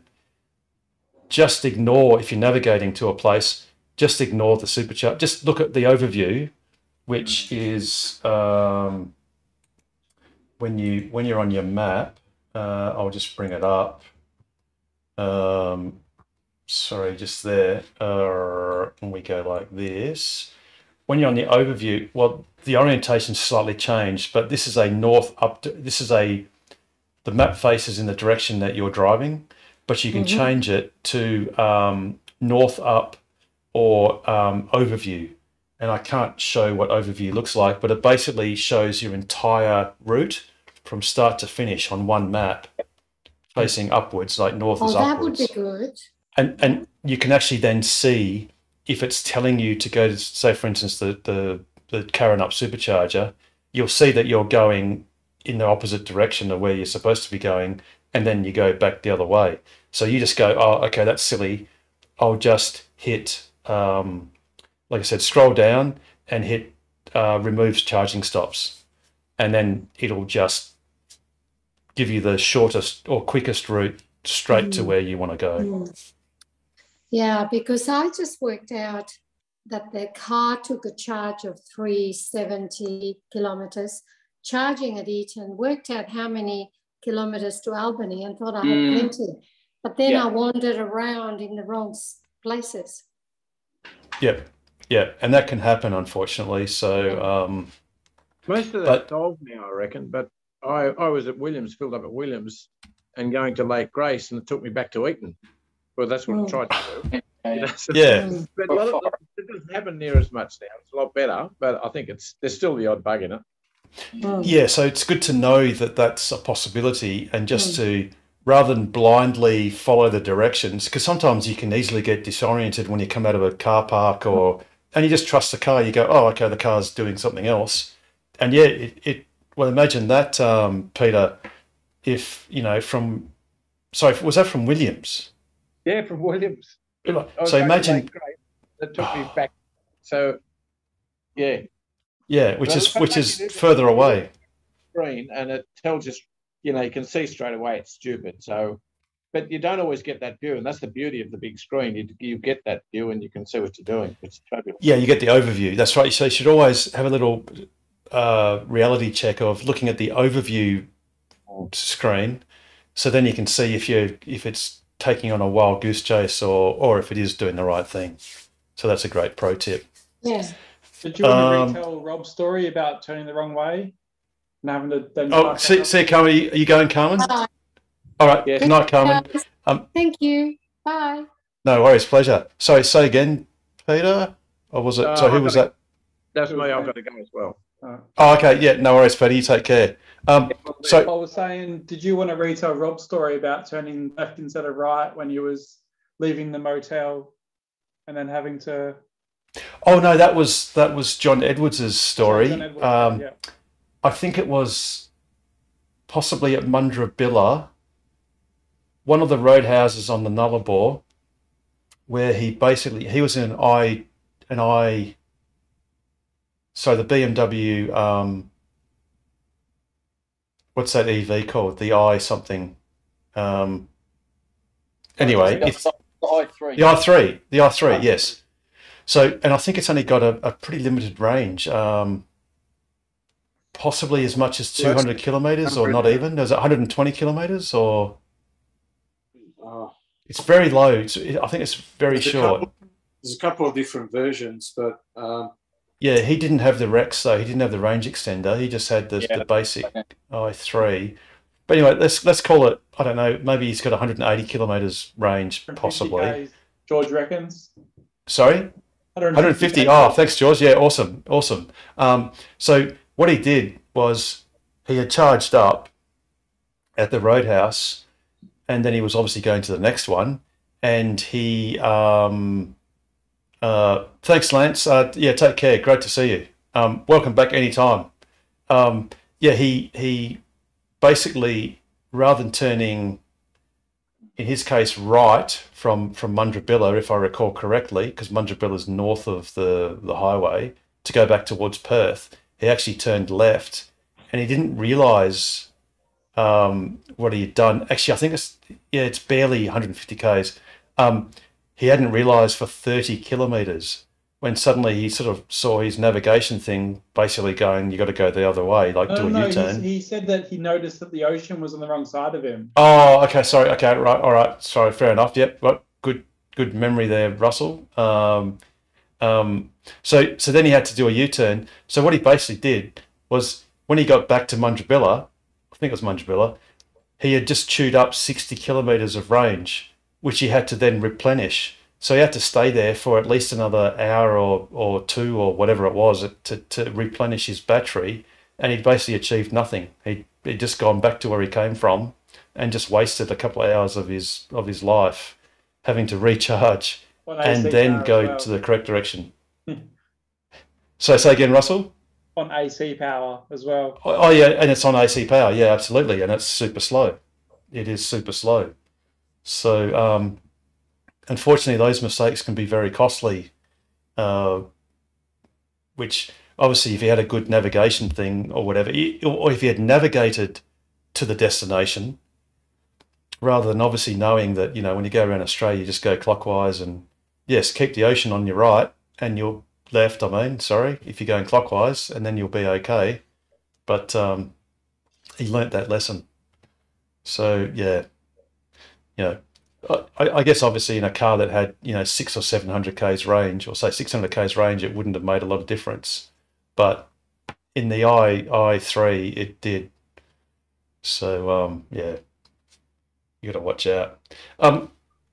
It's getting a bit late, so has anyone got any last sort of questions or comments or anything? I got one thing I found out something this week. Yeah, so, cool. Let me just don't look at that. Oh, sorry, hang on. I didn't see it. I didn't focus. Go on, Russell. Yeah, no, it's not a good sight at the moment. Anyway, a few weeks ago, or maybe a month ago or so, I was talking about putting the sticky stuff on my windows for the baby. Remember the story I told you about for the son? No? Anyway, whatever. Yes. No, yes. Do remember? Yes. I was having an issue trying to install it because I couldn't get below the trim so when I put the windows down, it catches. Anyway, looks like shit. But so what I did some research is you can take the panel off, which is not a problem, but when you open the door, the window still goes down.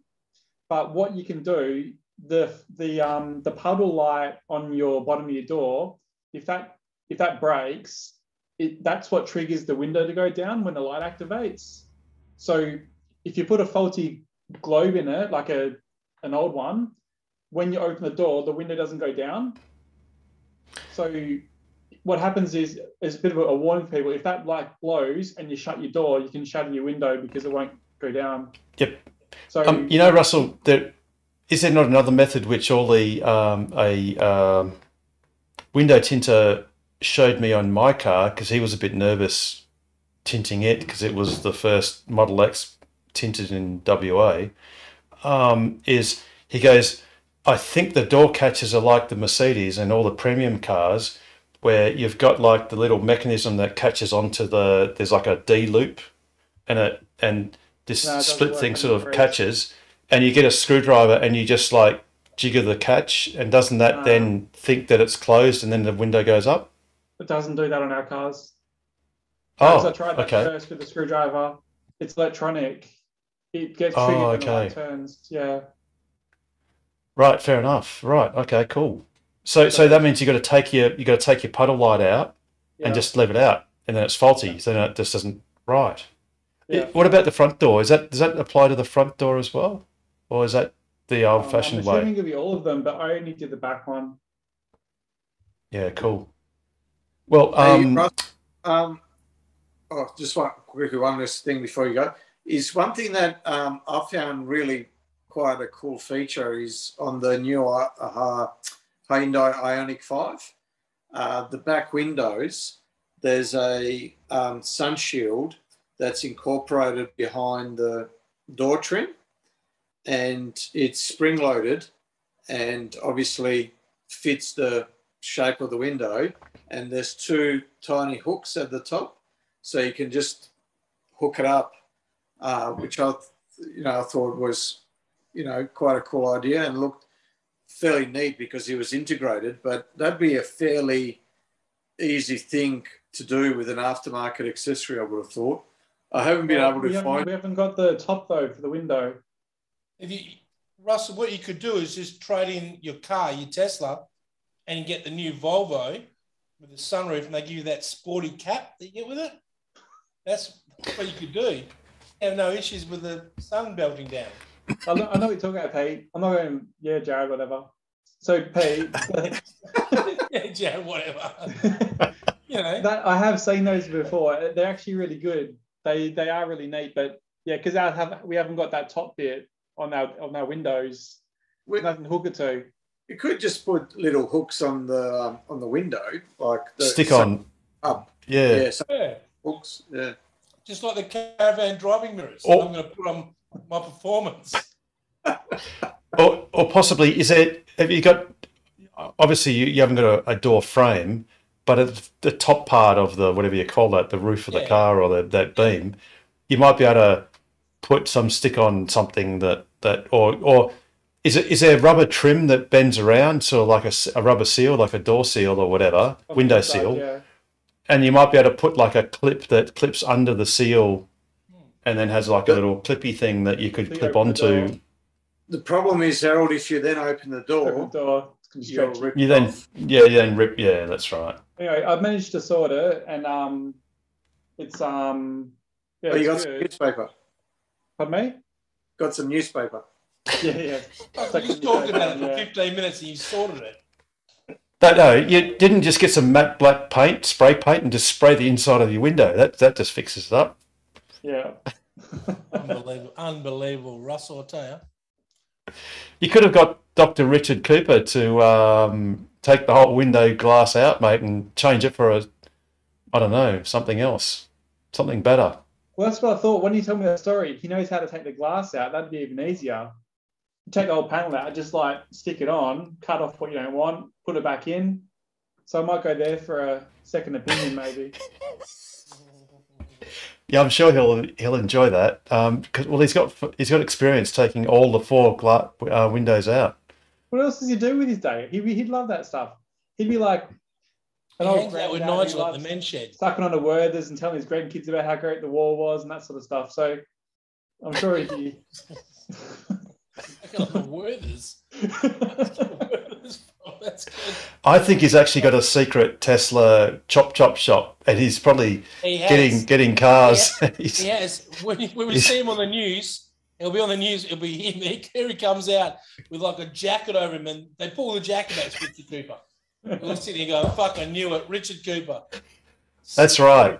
Dodgy ass. He's the one that's been breaking down Teslas and selling them for parts and fitting illegal automatic presenting door handles and stuff like that. That's him.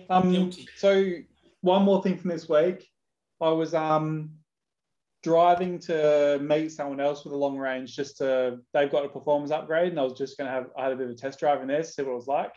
And on the way there, I hit a pigeon. So I saved the footage as well just to watch it back, but came through a roundabout, went around a corner, and there's a pigeon there. I saw it on the road about 50 meters in front, and I'm just cruising along. Did you swerve several times before you hit it? No, it was like right. Anyway, it was like right in this where your wheels. Yeah, they come out of nowhere. Those pigeons. Maybe about half a meter inside the white line. I was in left lane, and about 50 meters away. I'm getting closer and closer. It's just sitting there, not even noticing me.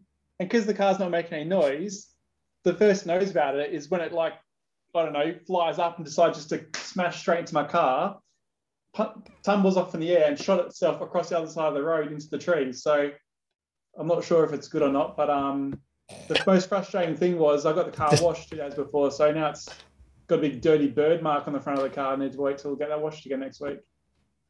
I do dare say that the bird might have come off second best there, Russell, so I think you're a winner. You should go back and see if he's all right. The front footage and the side camera both pick up the bird, so the bird hits it, and then the side camera shows it just tumbling through the air and just getting shot across. So did you see? I would have thought you'd be too old for picking up birds by now, Russell. I thought you would have. No, he's still no. Just the cougars, mate. Just the cougars. Just the cougar. You know, he specialises in the Mirror. cougar. He's a cougar hunter. So, did you happen to see Bjorn Nyland's video? Before that, I thought Jared missed a point about the social meet the other week. He was getting chatted up by a Karen, asking for a mask and stuff. That was quite interesting. She was asking me for a mask. Did you? Remember when you were sitting next to the gate and she was... Oh, yeah, that lady. Hey, Jared, can you tell that guy fucking there, fucking that guy there? Yeah, she was from the School of English, good English. She was top of her class. So there's a few special ones down there. It was still, I reckon it was a good venue though. It was a really nice venue. You know, nice people. It wasn't distinguished as the last venue that we went up in the hills. That was very nice. I actually liked that place that you picked, Harold. And they kept on going, yes. I'm like, no, yes, I fucking Nullarbor. What are you fucking talking I about? did. I was in the middle of nowhere. Yeah. Hey, did you guys see this video from Bjorn Nyland? Minutes because of Holgate. Oh, what was that? Yeah. 5 minutes because of Holgate. Well done.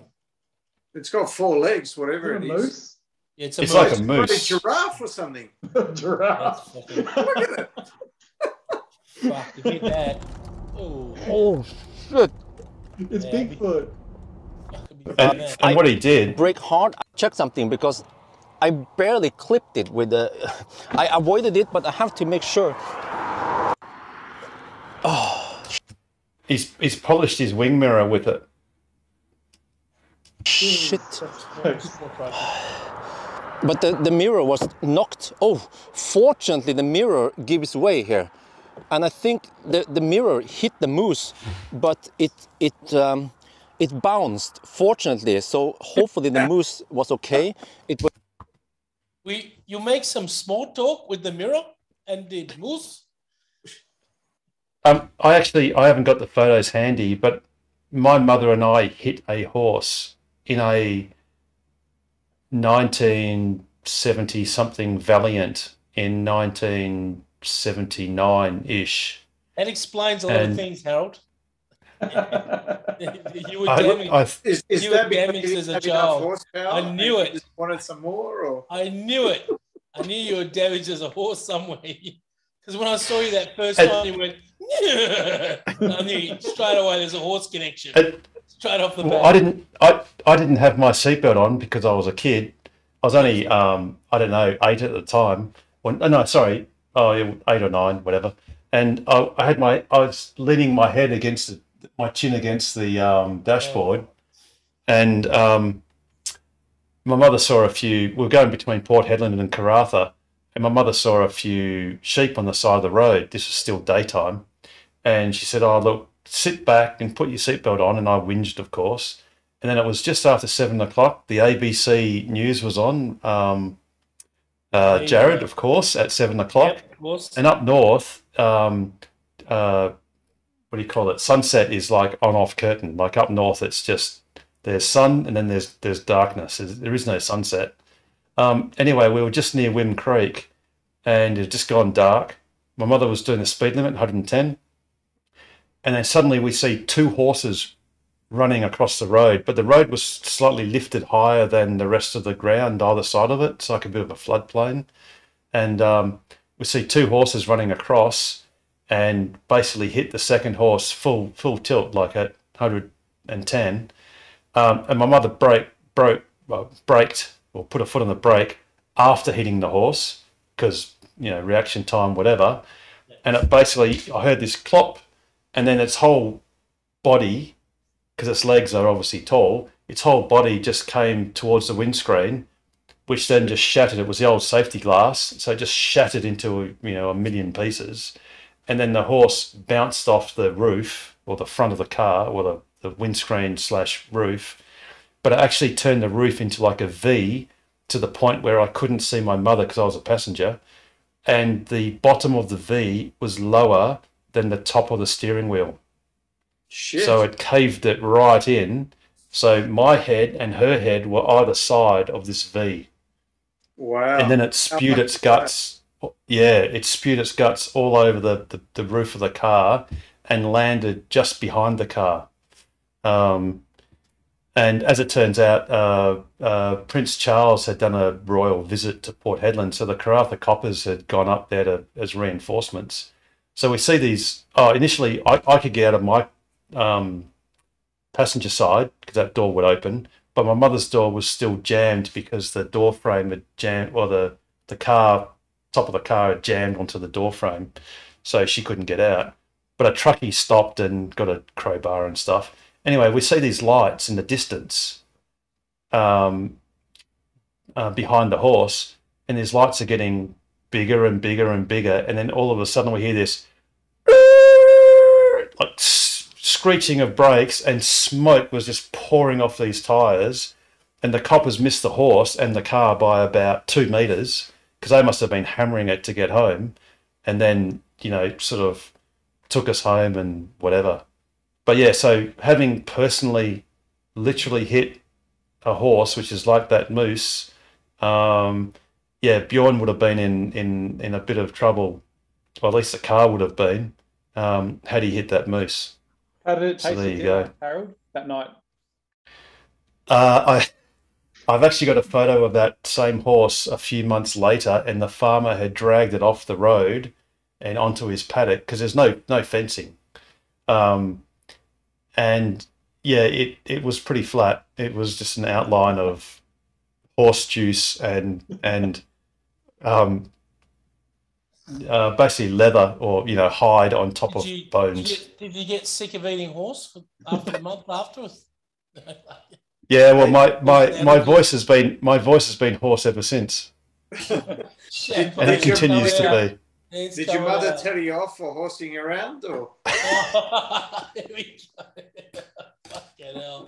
It's only going to get worse now. No more But horsing what around. I will do is I will dig out the photos. It was me when I had hair, so that would be shocking. But yeah, You sort of look like Bryn with a bit of a beard and stuff going on. Well, actually, I was too young to have a beard.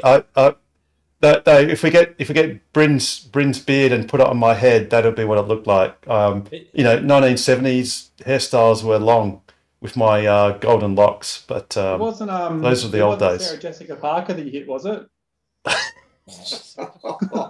Jesus Christ, you're shocking. I think on that note, before we get sued, because I believe that legal action is in the air around the place. Oh yeah, 100%. We're going to get sued any day now. I feel like Nissan are stalking me about Nissan Leaf. I can feel like they're coming for me. But before we do go, Bryn, by all means. I just want to say. Well, go, Jared. Go. What's his name? If we're going to get sued, let's talk about today on the news how Sir Charlie's brother has basically admitted liability to, let's just pay it out and say goodbye to it. We can go on pause. He's basically said, I'm not sure. No, I didn't do anything, but here's 25 million. Like, you know, sorry. Sorry. That must be the Secret Service into that one. We're losing signal. I don't remember her, and here's 25 million. But you know, you wouldn't remember the 25 million, though, would you? No, definitely not. I don't know what you're talking about there, Russell. Sorry, Jared. Russell. That's my new name. Russell. That's right. Russell was channeling you, Jared. Sorry? No. Russell was the ventriloquist. You're just a dummy there, Jared. Yeah, that's pretty much. It's all coming out of Russell, definitely. So before we do go, Bryn, obviously welcome to Tesla. As you can see, it's really casual, but yeah, he's going to go take buy the a plunge Toyota tomorrow. He's like, fuck, I'm not joining that club. They're a bunch of fucking loomies. I'm going to get a Toyota Corolla. A real car. but you're welcome back anytime, obviously, and yeah, you know, just go and buy it, mate. You live once. It'll be an awesome experience and so worth it.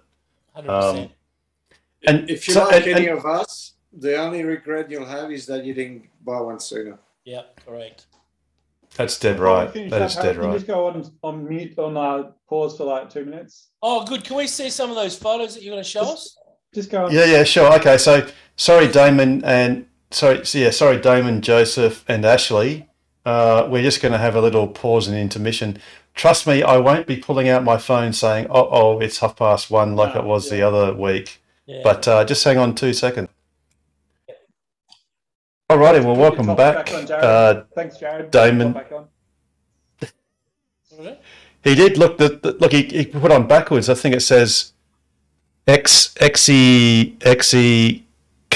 talking about SpaceX. Caps. SpaceX backwards. All righty, well, welcome back. We were only away for a couple of minutes. Russell had to wash his hair, so that took a while to dry. But now it is all dried and it's all good, like mine. So it's time to wrap up. Thank you, everyone here, for joining us, especially for Bryn, who's new to Tesla, and I have a funny feeling that he's going to be very familiar with these awesome cars pretty soon. Big shout out to everyone watching on YouTube. Obviously, you know how to find us, but for those that don't, it's just youtube.com/Tokwa. Please like and subscribe if this video was useful, and also tell your friends, even if they don't have a Tesla, they might only be just barely thinking about getting a Tesla. Tell them to go onto our website, which is tokwa.org.au. Click on the menu item and you can see Ask Us Anything and just jump on. It's totally free for anyone to do that every Wednesday evening at 7:30.